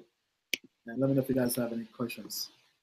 Now, they're saying that you got to sit closer to the mic. All right, my bad. Now let me see if I can get any questions on my end. Oh yeah, same thing on my end. My bad, guys. All right, so let's see. For those of us just joining now, we got a live stream with Ian Balina, you know, in terms of cryptocurrencies, and he's answering questions as well as giving some. Yeah, I got some guys from the Telegram group on here as well. Nice. Oh, what up, Ace? All right, so Assad is saying Trevon James of Steemit uses BitConnect and swears by it. Okay, interesting. But yeah, man, so this is my spreadsheet right now. Definitely still a work in progress, right? I'm not here trying to say I'm a Houdini or Oracle or whatever, right? Just trying to not catch a big L, right? Just trying to basically do my homework, my due diligence on these cryptos, right? So whatever I can do to help other people who are just joining the space, right? I'm gonna do that. Definitely. Well, Ian, let me know when you go live, man, with the Oh, spreadsheet. Actually, man, you might have to link me up first, man. I need that insider's trade information. I've been trying to get you to join that Telegram, bro, but you're still sleeping, man. I'm trying to tell you, fam. The secret Telegram group. All right, I got you. Stay woke, man. Stay woke. But yeah, all right. Let me see what else. Yeah, so somebody was asking what I think of District 0x. Yeah, I think I've answered that question, right? Like over here. So I'm definitely gonna do these ICOs. Pro P, not as much as I initially had planned to. Right, I'm probably gonna do half of that, right? And that's just because I already made a commitment to the pre-sale. Okay. Now, if you don't mind me asking, Ian, how much did you put into the pre-sale? Oh, not yet. So I'm probably gonna do $3,000 into that. I mean, Okay. so let's see. Yeah, so I'm probably gonna do $3,000 into that. Just kind of the market is down, people are losing money, I'm losing money. District 0x, initially I was planning to do like $20,000 into that, but obviously things are down, so I'm probably gonna do anywhere between 7 to 14,000 depending on the time, right? CoinDash, I was planning to put in $6,000 into that, right? I just got back my Civic tokens. Now, Ian, scroll up a little bit for me, real quick. What are your thoughts on Ripple? Are you a fan of Ripple or no? Yeah, I mean, I'm bullish on Ripple because Ripple was my first 10x investment. I bought Ripple Right. when it was 3 cents, and it went to 34 cents, and I sold. Right, so Ripple was a nice come up for me. Right, I made some nice change on that. Long term, I'm very bullish on that. Short term, not so much, because Ripple is one of those investments you won't do anything for 2, 3, 4 months. Then one month it will just blow up out of nowhere. Right, there's some news, something big announced, it just blow up. Right, because Ugo was into Ripple at like when it was under a penny, I think. Right, so Ripple will just lay low, stay dormant for a while, then just blow up out of nowhere. Right, but long term though, I'm bullish on it because Ripple is one of those. It's an actual business. I think they have like 50 employees. Right, they already have customers. Like over 50 banks are working with them. I mean, just think about that. Mm-hmm. I mean, like big banks like Santander, some other banks, Japanese banks, right? Like big banks are working with these. Most projects in the crypto space are still like a bunch of guys in their basement doing some coding, hacking on stuff, right? But these guys are an actual business. Like they can walk into big banks wearing suits and close deals, right? So I think Ripple is going to be a future Fortune 500, maybe even Fortune 100 company, like wow. 5-10 years from now, right? So long term, I'm bullish on Ripple. Okay. Okay. Now we got SPI Hybrid. Shout out to him asking, what do you think about Chaincoin? Chaincoin, I mean, it's a pump and dump, but they're trying to change everything by doing a pump and hold, right? So some followers of mine told me about it. And I'm like, you know what? It was blowing up when everything was down. So I put in like $400 into it because I had $400 just around doing nothing with it, right? So like, let me just put it in there just to put it in, right? Then it kind of dumped. I think it's probably back up today, but long term, I would not. I would treat that as a. I mean, don't hold that for a while. This the same pump and hold, right? Because they're trying to take it to $100. That's the goal. Mm-hmm. And I mean, put in whatever money you're willing to lose. I would just say that, right? Not much money of it. Don't put it in your portfolio. I would say less than 1% of your portfolio, really, right? Okay. Now, Ian, hold up. I'm reading both of the chats, yours and mine, man. Oh, really? Nice, nice. Yeah, they're asking about what about Pillar? Have you ever heard of that one? I'm not. This is brand new to me. So. People told me about that, but I passed on that. It wasn't really. I mean, it didn't really fit my investment criteria when I was looking at it. Now that I have the spreadsheet, right, I can probably go back and look at it. But I don't think they had an all-star team or an all-star advisor, and that's already 2 points off, right? And I'm not sure if they even had a Okay. product per se, Ian, but let's go back. What constitute as an all-star team once again? You mentioned, what's the criteria for that one again? right. So once again, that's subjective, right? But for example, if we go to District 0, right, one that I'm bullish on, right? So I mean, all-star team.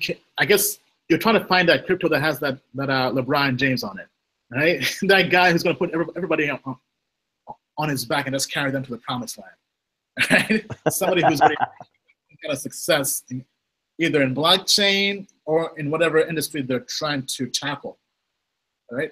So in this case, well, Ian, I'm more of a Warriors fan myself, so. All right, then Steph Curry, man, bandwagon fan, right? All right, I don't know why this internet is slow. I guess because I'm doing the live stream.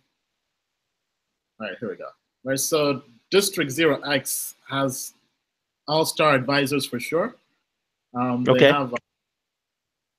They already have a product, and the all-star team, I guess, could be subjective, especially that part. But for me, I put that as a yes, right? So when this pulls up eventually.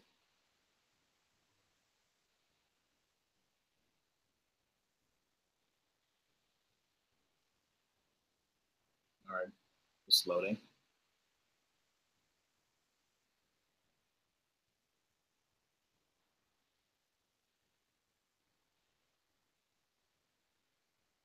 Oh, you gotta love McDonald's Wi-Fi.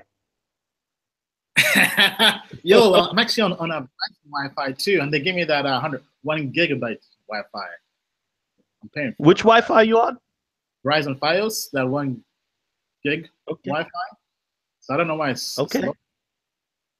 I guess too many streams going on here. I don't know. But let me see if I can ask questions while this is loading. Yeah, I think I had some on. Yeah, they want to know about that Telegram group, Ian. I mean, that one is private, right? Like, because that's like my homeboys, like people I've met in person and all that stuff, right? But I mean, I may do one for like ICO investing. I've been thinking about that, right? Yeah, Ian, you should start one for yourself, like for your channel, you know. Right. Yeah. So and I may start one. Anybody who wants to join, they're gonna have to give up a Bitcoin or something to join the Telegram group. It's not gonna be free. Hey, that's actually a good idea, you know? Right? Hey, Ian, I'm just trying to help, man. I'm just trying to help you. Just like you've helped me. That's actually a good idea. Yeah. All right. So I think this is loading now. So if we go down here, right? So you guys can do all your homework on that, right? But if you go all the way down here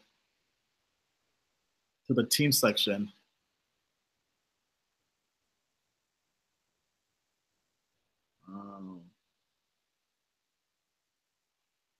let's see.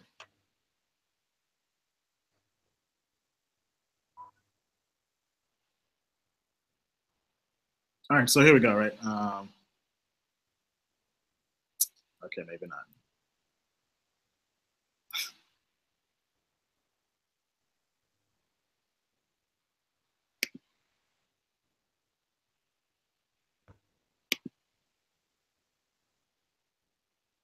All right, so the team. So they basically have 2 guys on the team, really, right?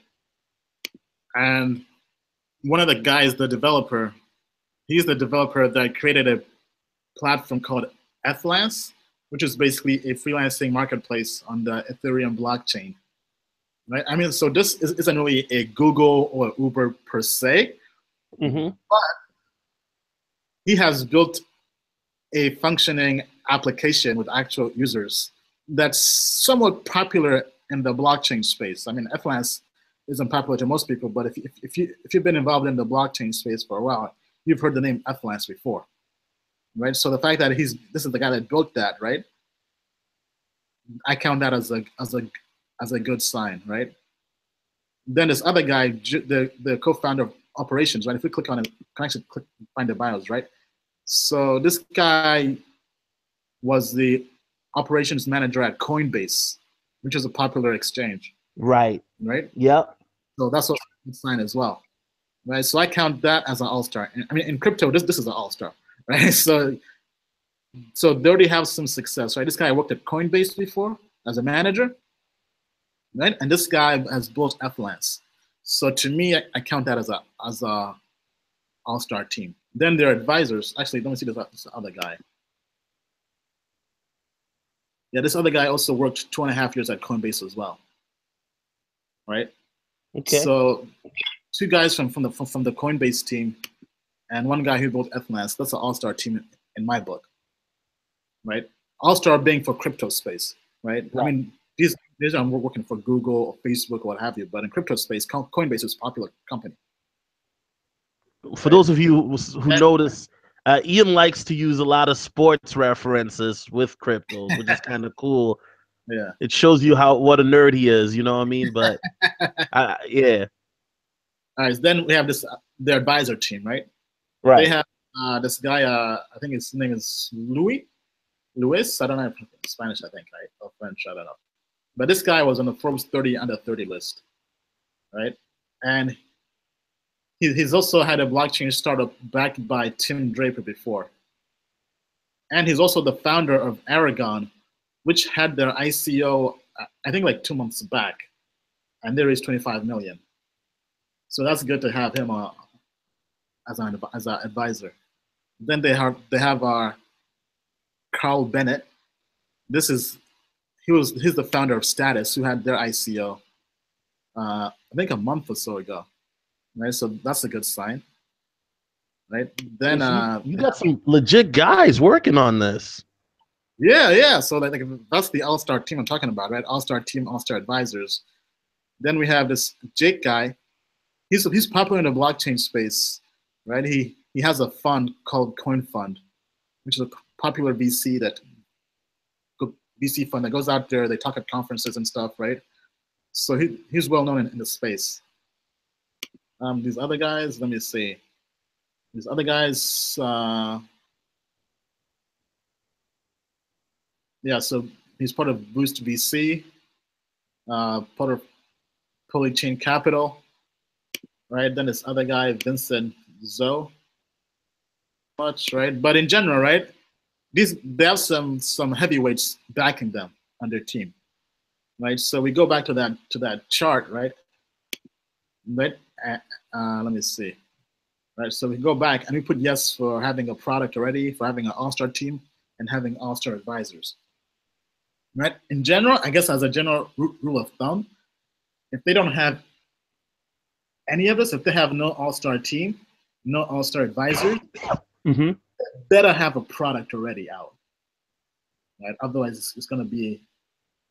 It's not something I would recommend investing in, based on on this theory I'm kind of working on right now, right?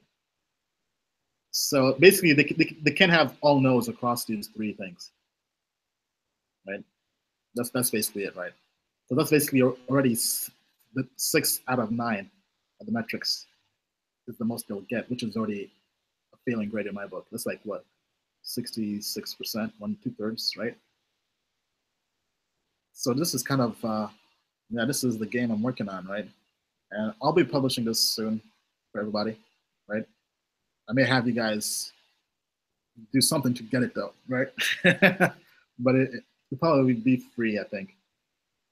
Because that's what I'm trying to do with everything. But yeah, let me know if you guys have any questions. Let me see any on my end.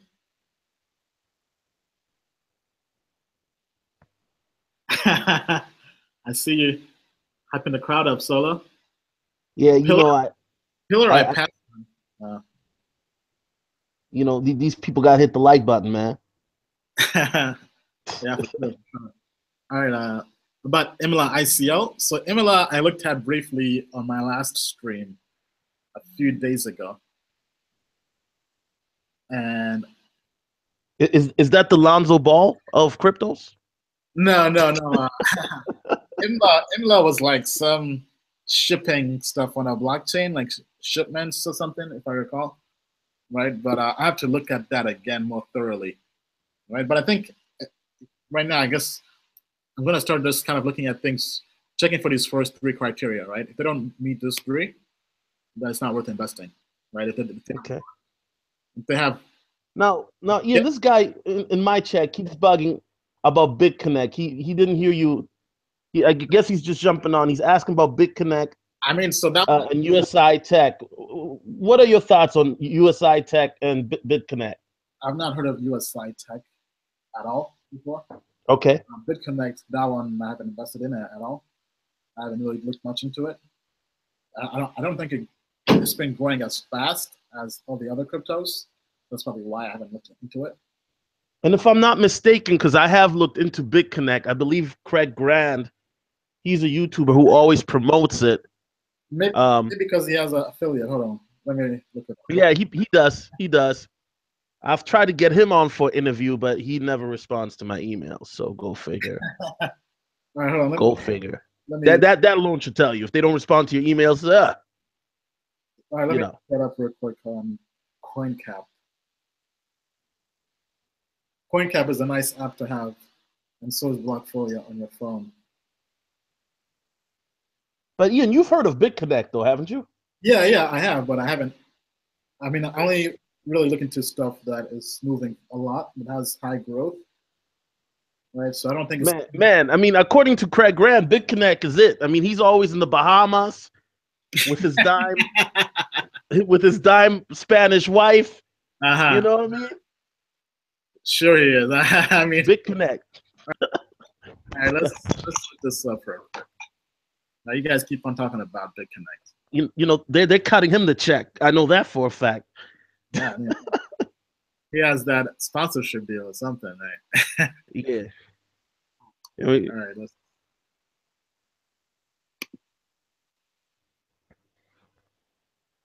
So I'm pulling up BitConnect on CoinMarketCap.com, and I'm going to see how fast the market cap has been growing. And this is all in real time, of course. Yeah, all in real time. We're doing it live.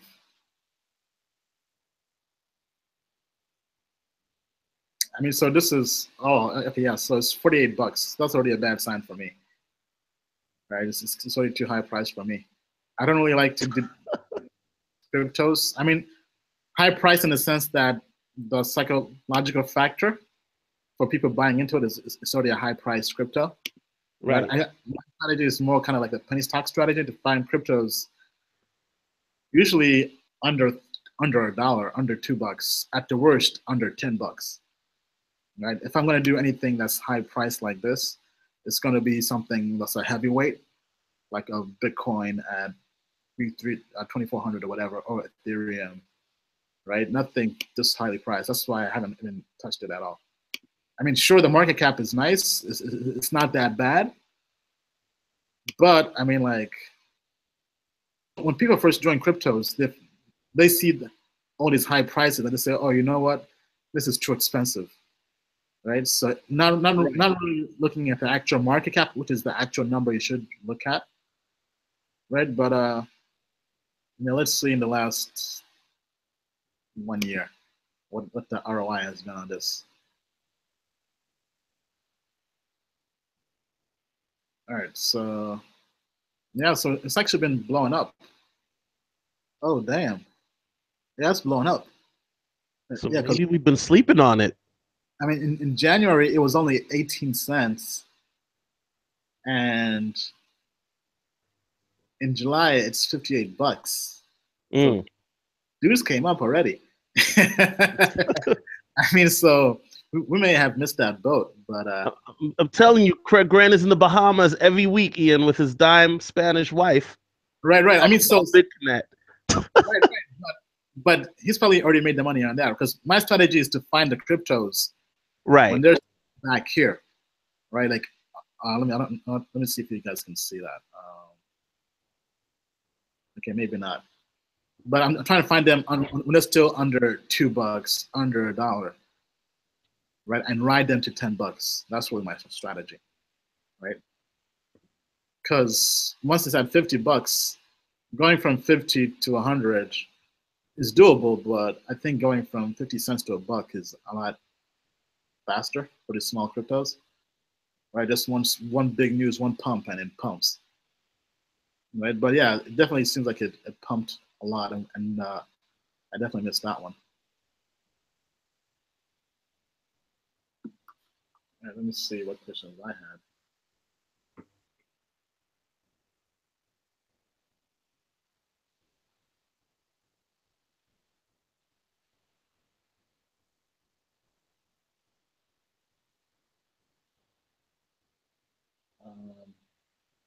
You want to get into District 0x? So District will give out the address when the token still launches, right? On the site, it has the time, right? So just put a alarm for that time, and probably like 15 minutes before that, get everything ready, right? Have your Ether to send from your wallet and everything. Don't send from an exchange, right? I always use my Ether wallet. That's the best one, I think, in my book. Yeah, Nero is saying he's worried about the overpriced price for salt at $10 when the public sale is released. Yeah, he's right. Okay, let me look into that. Yeah, so this is why it's nice to kind of have this spreadsheet, right? So we know that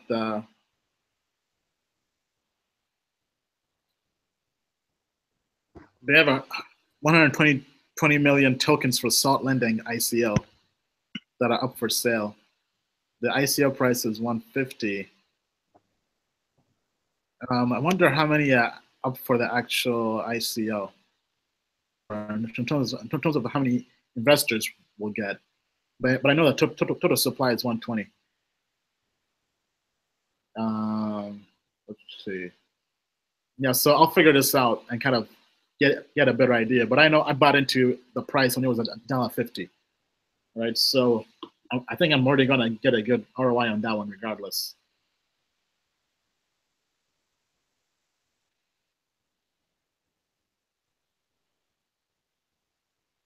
My thoughts on Kin ICO.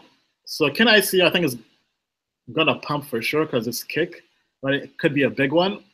Right, we have to figure out more the actual terms of the ICO once we figure that out.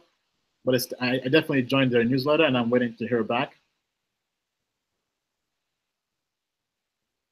CoinDash ICO. I mean, so CoinDash, I'm bullish on it, right? Because it has 8 out of the 9 metrics I've been looking at. I mean, this is still a work in progress, right? But 8 out of the 9 is a good sign, right? So I'm bullish the most on District 0x, then CoinDash second, then ProPre third. At least out of these 3, right? This is the order, right? So if you could only put money in one, I would do District 0x. If you can do 2, then that's my strategy right now.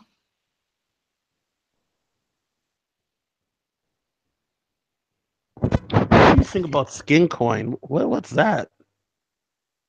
I think you meant Kin. So Kick, the messaging app, right, is coming out with their own ICO, right? So that's what they're talking about. So if you go to, because the idea is that inside the Kick app, right, people will have the ability to kind of have a virtual currency to basically send somebody money, tip somebody money, Kin or whatever, right?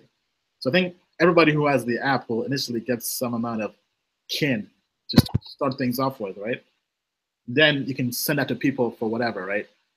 And that Kin will eventually have some kind of value. So that's the idea.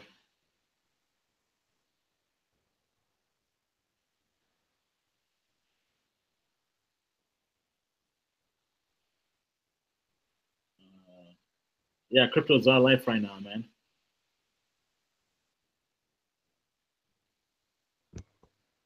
Ian, do you think in the next year or so, cryptos will gain more traction in the Western hemisphere? Cryptos, yeah, I think because cryptos haven't really gained traction. They've gained traction, I think, in the developing world, because that's where it has the biggest use case, right? Because the unbanked, that's probably a big use case people always keep talking about, right? People who don't have banks can now join the banking space or banking industry, right? By banking with Bitcoin and cryptos, right? People in the third world countries, developing world, don't have access to banking systems with cryptos, right? But over here in the Western world, first world countries like America or whatever, right? There isn't really a big need for that yet. The only big need right now I've seen are either people who are trying to go off the grid and kind of the whole libertarian movement, or people who are trying to send money back home, right, to the Right. developing world. That's like the first use case that's going to blow up. But I think once the Western world starts adopting it on a larger scale and starts blessing it, like for example, Australia did earlier, right, where it's now legal, you can go out there and they're basically vouching it, right? For example, America hasn't busted yet because they're trying to set up a Bitcoin and also an Ethereum index fund, right? But less people basically invest in cryptos like Ethereum and Bitcoin using their mutual funds and their 401ks. And Congress basically stopped that, saying, this is too risky, whatever, right? So it hasn't truly blessed that yet. When that happens, oh man, you better be in cryptos, because it's going to the moon and beyond. It's going intergalactic, next galaxy. Like, I mean, Because said intergalactic. No, dude, because Ethereum went from like $10 to like 40, just on the rumor, just on pure speculation, waiting for them to say yes or no. Then they said no, right? But imagine if they said yes. I mean, like, it would have been out of this world, right? And Bitcoin, same thing with Bitcoin, right? Just on the hype, right? On people saying, oh, you know what, we're waiting on them to say yes or no, right? So when they eventually do say yes, which will happen, right? Whether it's next year, 2 years, 5 years, 5 years from now, you better be in cryptos when that happens, man. Otherwise, you'll miss that come up. And because then all the mutual funds, right, will start bringing money into crypto space, right? So going back to the coin market cap, crypto market cap, right now there's basically almost $70 billion in cryptos. When the whole ETF and index funds get approved, then all those big banks on Wall Street who have your 401k money can start investing in this. So when a big bank that has $5 billion in endowment or whatever, all right, or those big funds, right, takes maybe like $500 million, puts that into crypto, and they're like, what, 20 of them, right? This market cap is going to moon, right? It's going to blow up, right? Which means all cryptos are going to have a lot more money into them, right? Meaning you can sell it at a higher price, right? So it's going to be very, very bullish when that happens.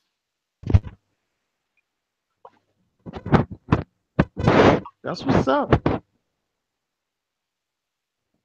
Somebody in your chat is asking, how will the market crash affect the ICO market?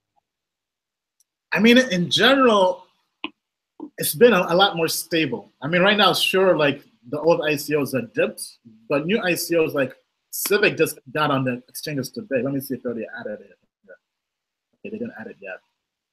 But Civic was up 30% today, the first day trading on the ICO. Market, it's a nice come up. Let me see what it's trading at right now. Maybe who knows? I mean, so Civic today, I mean, so the chart will show you that it's down, but it's not really down.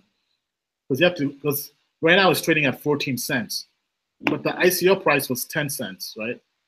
So right now, people are up 40% on that already. That for 40% profit right now, really, right? So I may actually do that. Not sure yet. Depends if I need to have more money for some ICOs coming up, right? But I think ICOs are a lot more resilient, right? Because when they come in, right, people who missed the boat, who missed the ICO, still will buy it up, right? I mean, sure, people are taking profits. The initial investors are taking profits and selling. There's still money to be made on it, right? Okay. So, yeah, I was trying to log into this platform. This is where I do my charting and stuff. Now, my buddy SPI Hybrid says, when the big money gets in, that's when I'm getting out.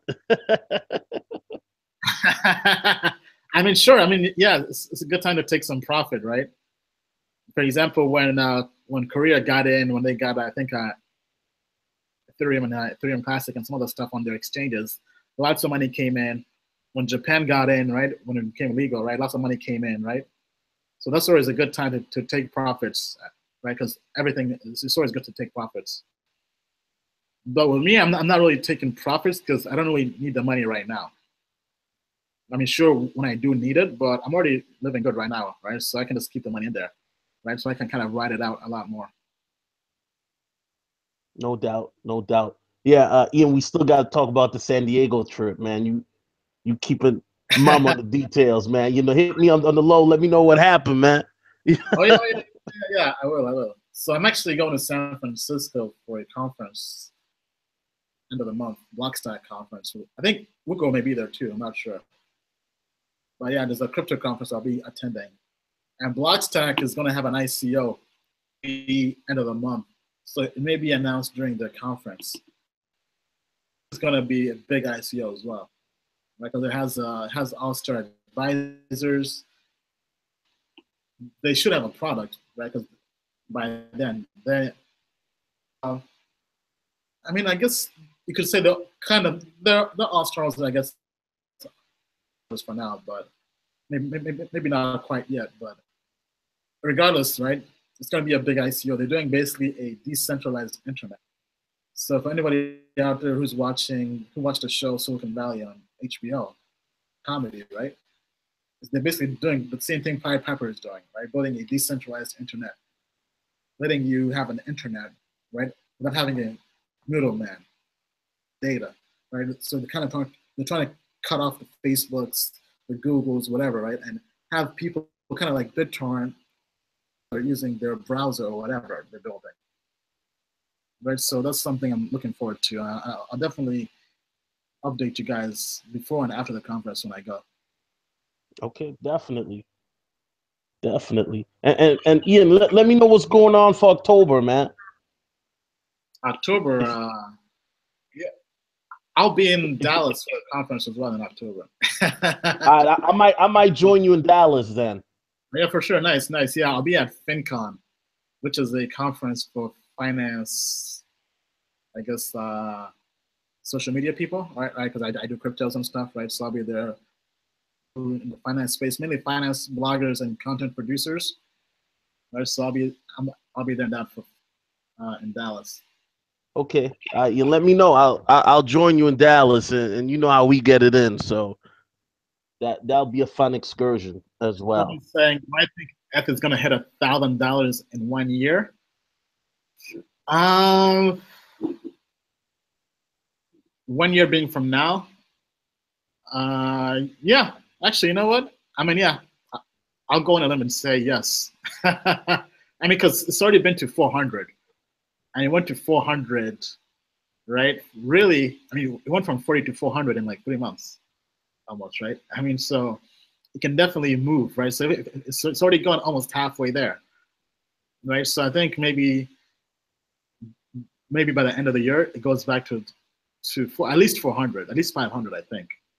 And then, especially when the whole because I know there was news that they're appealing the whole ETF thing, right, and the index fund thing. If that happens, it can definitely go there, right? So I think I think ETH will go there in 1 year. So basically summer next year. So we can just hold.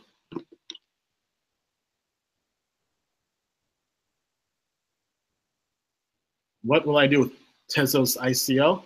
I'm gonna hold. I think Tezos could be big, right? Because they've basically solved the whole governance issue that Bitcoin is having issues with right now, with the whole fork and SegWit and all that. So I'm gonna hold. I mean, yeah, for the most part, yeah, I'm probably gonna hold. I may sell my initial investment, but right now, I don't really think I need to, right? And I'd rather just kind of hold that and just kind of get more fiat if I have to get more cryptos on ICO, right? So like this month, I'm planning to get more cryptos when I get more fiat at the end of the month. Is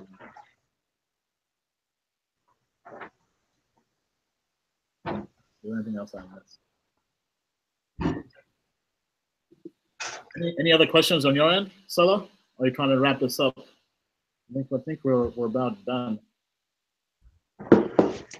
Yeah, hold up a second. All right, somebody's saying, Francis saying he bought at that $10, missed the boat selling at 400. Yeah, I would definitely hold. I mean, it's gonna go back up again. I mean, everything is down because of Bitcoin, and Bitcoin is to blame, really, right? So when Bitcoin solves its stuff, right, once they get their issues together, right, everything's gonna go back up.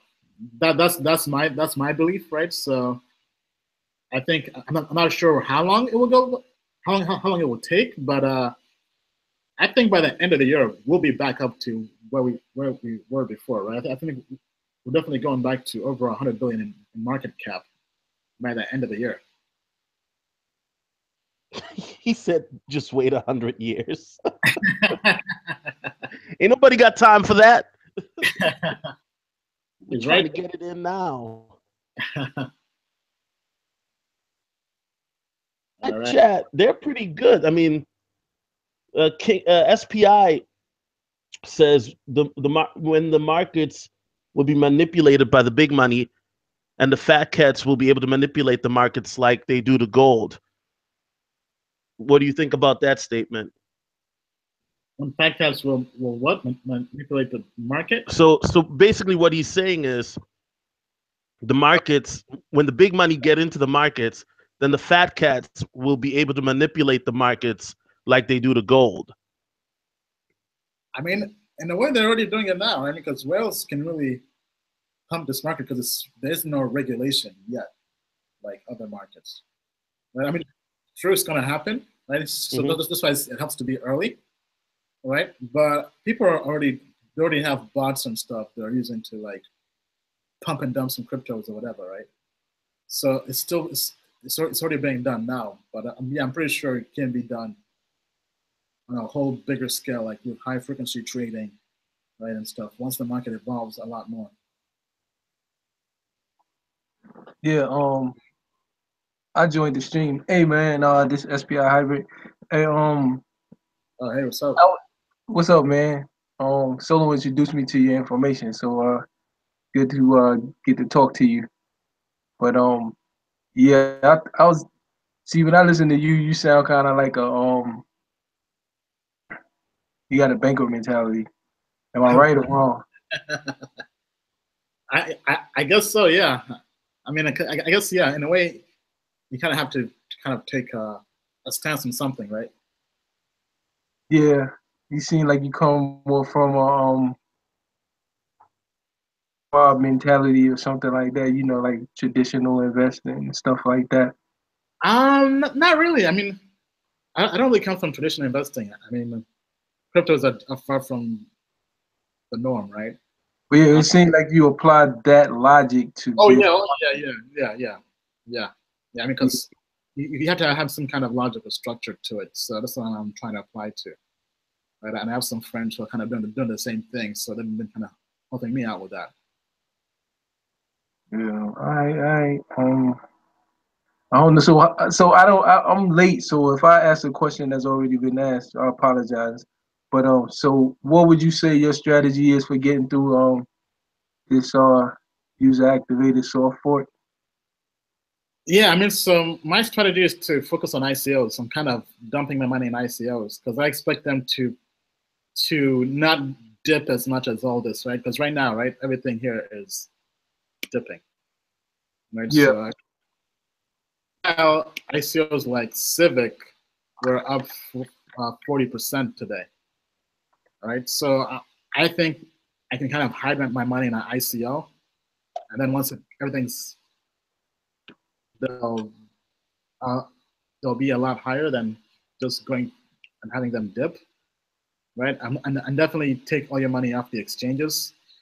I mean, if you want to truly sell your cryptos, you could sell and hold everything in something else like Tether or BitUSD, which is a crypto on BitShares exchange that is tied to the dollar. Right, those are some things you could do. But for me, I mean, unless you really need the money right now, right? I'm not really planning to get all out of cryptos and go to fiat.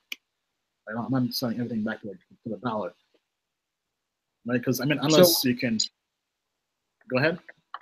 No, I wanted to ask. So I wanted to ask Solo. Solo, what you in right now? Are you in any crypto? Man, like I was saying, man, I'm in Bitcoin, Litecoin. I got a little Ether and a little Ripple, man. That's all I'm in right now, man. Okay. So you understand what's going on with Bitcoin and the drop and what's causing it?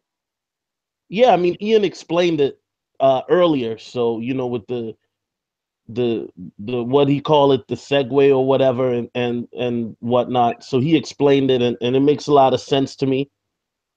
Um, and Yeah, I mean, I so guess we'll so see what's going to happen in August. yeah, so those who are just joined again, Bitcoin is going through this civil war, right? Because right now the issue with Bitcoin is that it's grown so fast that the transactions speed are too slow, right? Because too many people are sending transactions on Bitcoin, so they have to upgrade Bitcoin to some other to basically increase the size or speed of Bitcoin. Now they're disagreeing in terms of how to increase that speed and size, right? Because Bitcoin is decentralized. There is no central authority around Bitcoin, which is good. But now it's also showing that it's also a problem in the sense that it makes it hard to come to any consensus in terms of governance, right? There is no person that says, okay, this is it, let's implement this, right? Because so right now, there's a deadline for August 1st where 95% of the entire of all the Bitcoin nodes or miners, or basically the people that handle the transactions of Bitcoin, they have to come to a consensus where I think 95% of them have to say yes or no. Right? Those that say yes will have this new Bitcoin. Those that say no will get kicked off the network and basically have to create their own Bitcoin. Right? So we'll basically possibly have two Bitcoins. Right? So initially the number was 95%. Then I believe there's a different deadline that makes it 80%. But anyway, the whole point is that Bitcoin may end up splitting into two different currencies that kind of have their own rules. So it's kind of like having two countries split, right? And you have two different countries. Now the issue is that will this split be good or will this be bad? It could be bad in the sense that Bitcoin is supposed to be decentralized and immutable, meaning that you can't just change it, right, on the fly. So by having a split, it basically breaks the entire value prop of Bitcoin, right? Being that it's immutable, the 21 million coins, blah, blah, blah, right? If you now have two different currencies, which one becomes the true currency? The new Bitcoin with the upgrade or the old Bitcoin, right? So if a split happens, some people kind of like how last year Ethereum had a split and it became the new Ethereum stayed as Ethereum and the old Ethereum stayed as Ethereum Classic, right? So the issue was that some people still liked Ethereum Classic and kept that. Some people didn't. Some exchanges, I think last year, exchanges did not honor the old Ethereum Classic. They only took the new Ethereum, the upgraded version, right? So some people had to move elsewhere. And the idea was that Ethereum Classic would decrease in value and go to zero because there was a new Ethereum. But that didn't happen. One exchange, I think Poloniex, said, you know what? We'll still take your Ethereum Classic on this exchange, which changed everything, right? Because now you had two currencies, and Ethereum Classic ended up growing in value as opposed to becoming valueless, becoming nothing. See, that's why I don't like this, and I wish they would just leave Bitcoin alone, because now you got two Ethereums, you know what I mean? And right, yeah. So this whole issue, this whole mess, some people are just taking the money out because they don't know what's going to happen, whether it's going to be good for the value of Bitcoin or it's going to be bad for the value of Bitcoin. See, that's why I think Bitcoin is going to drop significantly. Right. Yeah, I think it's going to keep on dropping till August. Yeah, I think it'll go down like 900 towards the end of this month. I'm not sure about 900. I mean, possibly, but I'm not sure about that quite. What I'm telling you from like a crypto person like me, I'm out of Bitcoin. I got out of Bitcoin. Oh, really? Okay. And yeah, I'm taking shelter in Changecoin. I'm in Chaincoin. I'm in Chaincoin. You're in Chaincoin. For how long? Well, I'm gonna stay there till at least August, till I see what's going on with Bitcoin. But I mean, the chain coin has pumped pretty well. You know, just hope that people don't dump it, right? And I know High on Coins, whatever, was talking about is trying to go to $100, right? So if that does, I mean that's your come up right there, bro. That's your Lambo. Look, see, I got in chain coin last week, and well, was it last? What's today? Yeah, last week because it's Sunday. So the market cap when I got in was about 200,000, and I put some money in there. And then the next day it had went up to 1 million, market cap wise. Yeah, and so yeah. I put the next day I put in 2,000, went up again. Then I put another 1,000. Then the big pump, then the big dump. So a big whale came through. But the thing about chain coin is it's more of a people coin, whereas you know, they actually defend the coin. So when whales come through and try to smash it, Point is that I don't think it has any value in terms of the actual fundamentals. I think that's it's just crazy. purely. It ain't nothing but it's Dash. It's the same thing as Dash. Dash is a fork of this chain coin. So It's a fork of chain coin. I mean, because Dash is a fork of Bitcoin and some other crypto. yeah, So Dash. See, they took Dash from Bitcoin and added a privacy feature to it. You know what I mean? So it's right, yeah. It's the same functionality as Dash. So it's a functional coin, but what the dude did was he went and found a coin that didn't have nothing going on, and he organized the people. So it's like, yo, the people get in this coin. If you tired of getting pumped on and dumped on, come to this coin, and I got a plan. We'll defend it and stuff like that. And so I actually but the thing is, eventually it's gonna dump. Eventually, no, it's not gonna take forever. Because people have to take their money out to make money. Wrong. That's the thing. This is a masternode coin. So with this coin, it's like PIVX. Like if you have 10,000 PIVX, you could get a masternode. Then you get money every day because you host the masternode.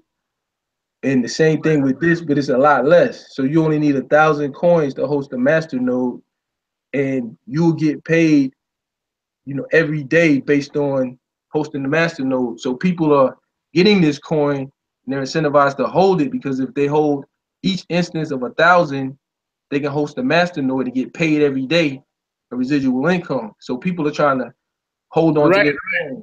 But that only holds if people are buying up chain coin, right? But if there are no transactions on it, if the transaction decrease, right, then they'll start earning less and less money. But look, Ian, if you look at the chart now, he has it flat on the screen. Now, I mean, so right now it's Bitcoin. This is the Bitcoin chart I'm looking at. That's a Bitcoin chart? Yeah. I mean, can you pull up a change coin week chart? Yeah, hold on, let me. Yeah, I think it was CHC.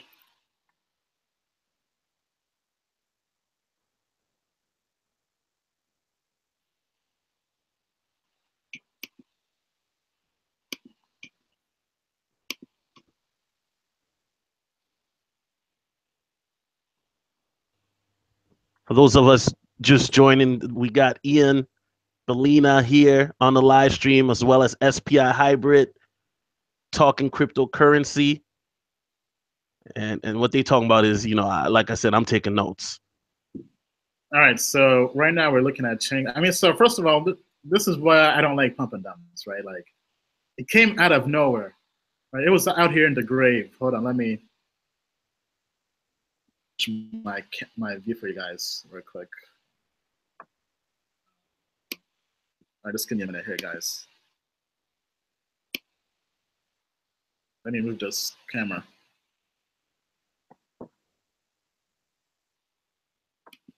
All right, I think you guys can see the chart now. Yeah. All right, yeah, so it came out of the grave, and it was pumped all the way here.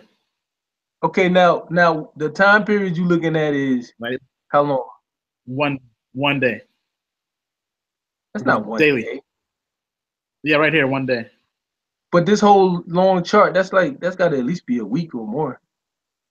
We're talking Right. about Yeah, but each candlestick is one day, right? So starting, this goes all the way back to May 23rd or whatever, right? It was doing nothing.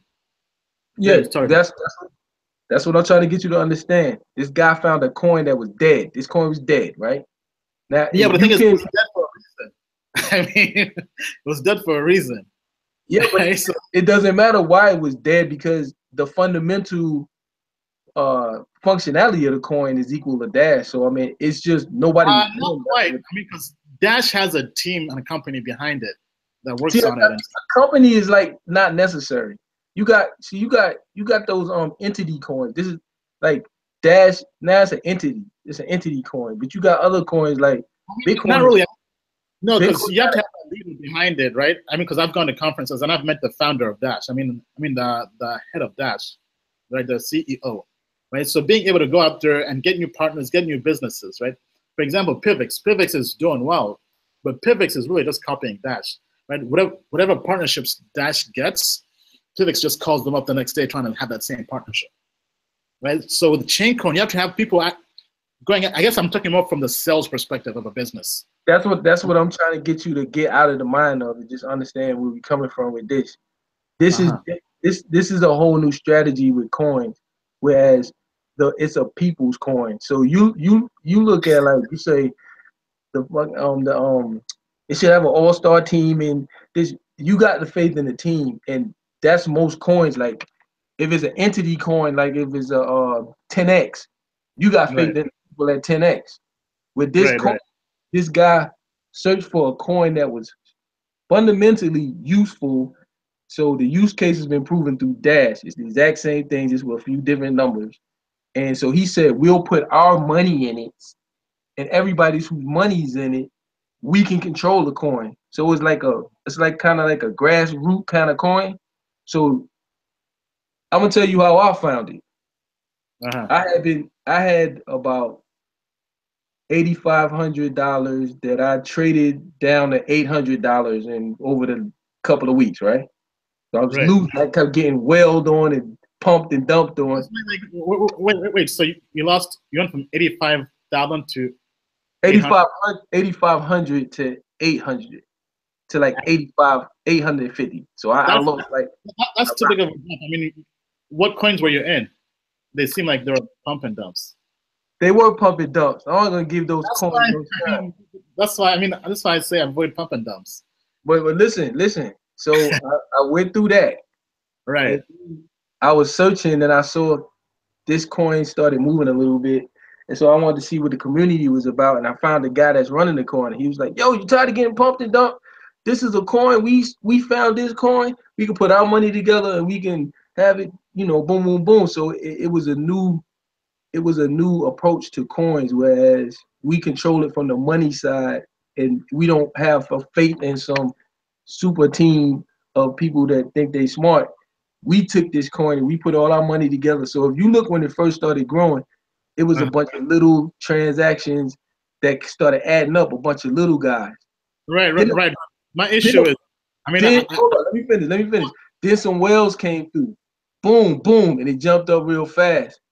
And so then it dumped real fast.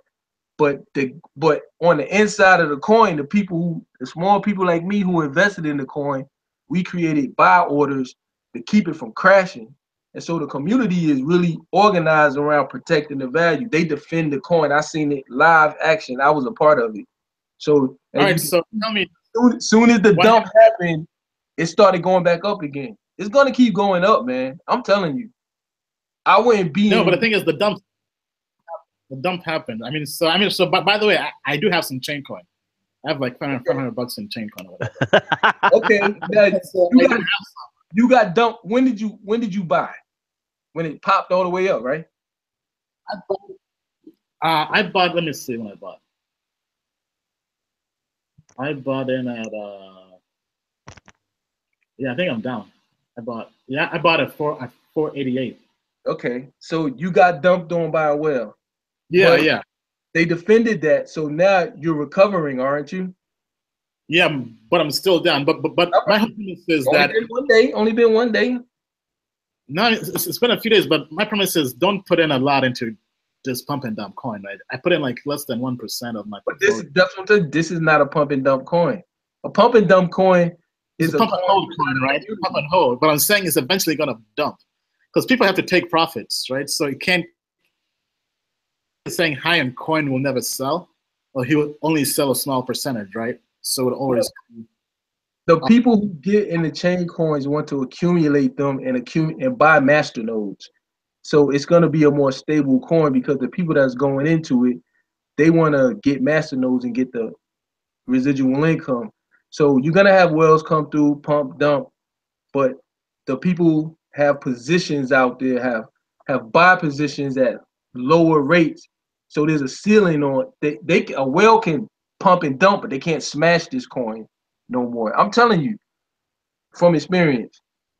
I recommend coin. You know what I mean? Especially right now, we're gonna benefit from all of the what's going on with Bitcoin because everybody's running away from Bitcoin. So a lot of people looking for somewhere safe and they don't necessarily want to go back to the dollar. I think your idea with going to like steam back dollars or Bitcoin, BitUSD dollars, that's a good because it's kind of like a fake dollar that you can hide in. But if you still want to be in the coin, this is the coin to be in. It's gonna keep going up. You'll see. I mean, so I have some. So if it does, that's good. But I'm not gonna advocate to put in more than 1% of your portfolio into this. I say put 100% in, baby. Go for it. Come on in, baby. I ain't holding nothing else with chain coin right now. No, but you're just saying though, you lost almost your entire portfolio in your last pump and dump coins. What if this is just the same exact thing? Look, okay, I told you. I moved fucking with chain coin. I got dumped from 8,500 down to $850. And now I'm up to about 10 grand. On chain Wow. on chain coin? Yeah, on chain coin. I mean that's good for you, man. But I got in early, but at the below the 1 million market cap. I think they had like a 63 million market cap right now. So I kind of got in early. right. But it's going in the right direction. I've been watching this coin real close, man. I mean, so what do you think is gonna happen once it goes to $100? When people gonna See, the great thing about it is with this coin, the higher the price, the higher the payout for the master nodes. And with this, like I've tracked the creation of new master nodes, and it's increased this week by I think the first one I seen it was like 900. It was less than it was. The first time I understood the concept of master nodes and I tracked the master nodes, there was under 1,000. Now there's I think it's going on 1,500 master nodes. So as if the price of this coin goes up to 100, and each master node will pay you $5,000 a month because you get two chain coins a day for hosting the master node. So I got enough to host 2 master nodes. So if this coin goes up to 1,000, and I'm talking to people who are hosting master nodes now, and they're telling me they're getting paid, and I'm about to put 2 up. If I'm holding 2 master nodes and this coin is at $100, I get a residual of around $5,000 a month for each one. So that'll be like 10,000. So what's the process of hosting a master node? Like, do you host that in a cloud, in a server, or on your own? They have a way. I think you can go through some process and host it on your Windows or whatever. It's different options, but I'm gonna do the hosting it on a cloud server route where you rent the server for like $5 a month and you can host a master node. All right, interesting. So yeah, I mean that's something it incentivizes you to hold, man. It really maybe not for Bitcoin, but for some other cryptos, because I know some people treat master nodes as kind of getting dividends, right? You buy something and you just kind of hold and just if you're in chain coin, you want to accumulate master nodes, and as the value goes up, your residual income will go up. Right. It's a good I got a question for Hybrid. Hybrid, were you joking, or are you really 100 all in this chain coin?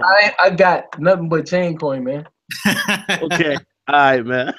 That's all I got. I'm out of Bitcoin. I wouldn't touch a Bitcoin to save my life right now. I get the fuck away from a Bitcoin because look, it's like a ticking time bomb that nobody knows what's gonna happen. You know, but it's the same thing with chain coin. I mean, like, no. Look, there's no looming deadline for a uncertain software change on chain coin. Chain coin ain't changing. There's a deadline and nobody can tell me what's gonna happen. I listen to a lot of crypto heads and everybody's saying, well, this might happen, this could happen. Well, this is the worst case scenario. And motherfuckers are leaving Bitcoin right now because nobody has given a solid answer. You know, could be Bitcoin and Bitcoin Classic, and you don't know which one you want, and all this different chain bullshit. Then if you got your shit on the exchange, they could rob you. It's all kind of bad shit I heard that could happen if you're holding Bitcoin on. right, yeah. So I'm getting the fuck out of there, and Chaincoin the only thing really going up right now. So that's who I'm with. Yeah. All right. I mean, hey, man, whatever. I mean, if it's working for you, I mean, I have some Chaincoin just in case it blows up. Yeah, man. You get. That's all I can recommend right now. But I still love Bitcoin. I'll feel better after, like, on August the 2nd, when at least we know what happened. Yeah. You know Right. That'll be the telling sign right there, I think. Yeah. Definitely. So I'm sorry, but this guy in the chat made me laugh in your chat, Ian. He said, I'm gonna come out with a coin called Hotep coin. Okay. Yeah. But that's good. Cool, man. I like to hear the different perspectives. I know you got more of a Yeah. For sure. corporate strategy. You know what I mean? Most stuff. And I like the synergy. You know, it's good to have the different perspective, and we're respectful. This is not like a Midtown live stream where it's a bunch of yelling going on. So I appreciate you gentlemen keeping it professional. Yeah. Oh, Ian, I was talking to Solo, and I know he had mentioned that you got a crazy schedule and stuff, but I was proposing that we had like a crypto roundtable where we bring people who. I mean, like, yeah. So I'm down to do that like every now and then, but probably not every week. Yeah, we could do it. We can do it every other week or whenever we feel like it. You know what I mean? But Yeah. you're out there in cryptos having experiences. I'm out here. Carl's out there. Whoever we know, Solo's out there. So the people that we know that are active in the crypto space are always learning new things every week, every month. We bring that all together because I learned some stuff listening to your stream when Carl was on there with the wall of coins. I went and tried that out and it came in handy. Helped me make some real cool cash real quick. Right. Yeah. So I think we need to bring this information together, man. That's all I'm saying.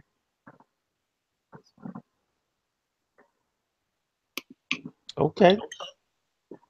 That's what's up. Any other questions? Yeah, let me know if there are any other questions too. I know Hold on a second. It's midnight. I'm about to go watch some Game of Thrones. I know, right? Everybody knows I gotta hop it's off. Monday. What? Oh, you leaving SPI? Yeah, I gotta hop off real quick, but enjoy the conversation, fellas, and I'll be watching. All right, Hey man. man, appreciate you, brother. Good having you on. Appreciate it. So that's SPI Hybrid, everybody. SPI Hybrid, the OG. He talks about cryptocurrencies and self-improvement, and also traveling to Colombia and South America. He's one of the few guys that talks about not just finances but also traveling. And I enjoy his content. And you know, Ian, I'm glad he came on because we needed somebody to spice it up a little bit. You know what I mean? I hear you. Yeah, I hear you. You know, because you were about to fall asleep, so he came on. You know, he got you back woke. You know what I'm saying? Yeah. All right, man. Well, we've been going on for a while. Yeah, I think I'm about to wrap it up here. Okay. Well, Ian, man, I appreciate you hopping on, brother. I hope I get to have you on another stream here soon, yeah. and Most stuff. you know, I might see you in Dallas, baby. You know what I mean? Oh yeah, I'll be there. All right, fam. Well, it was good talking with you. All right, Let me close this out. All right, later, guys. all right. Solo TV 84 with Ian Balina, and we out. Peace.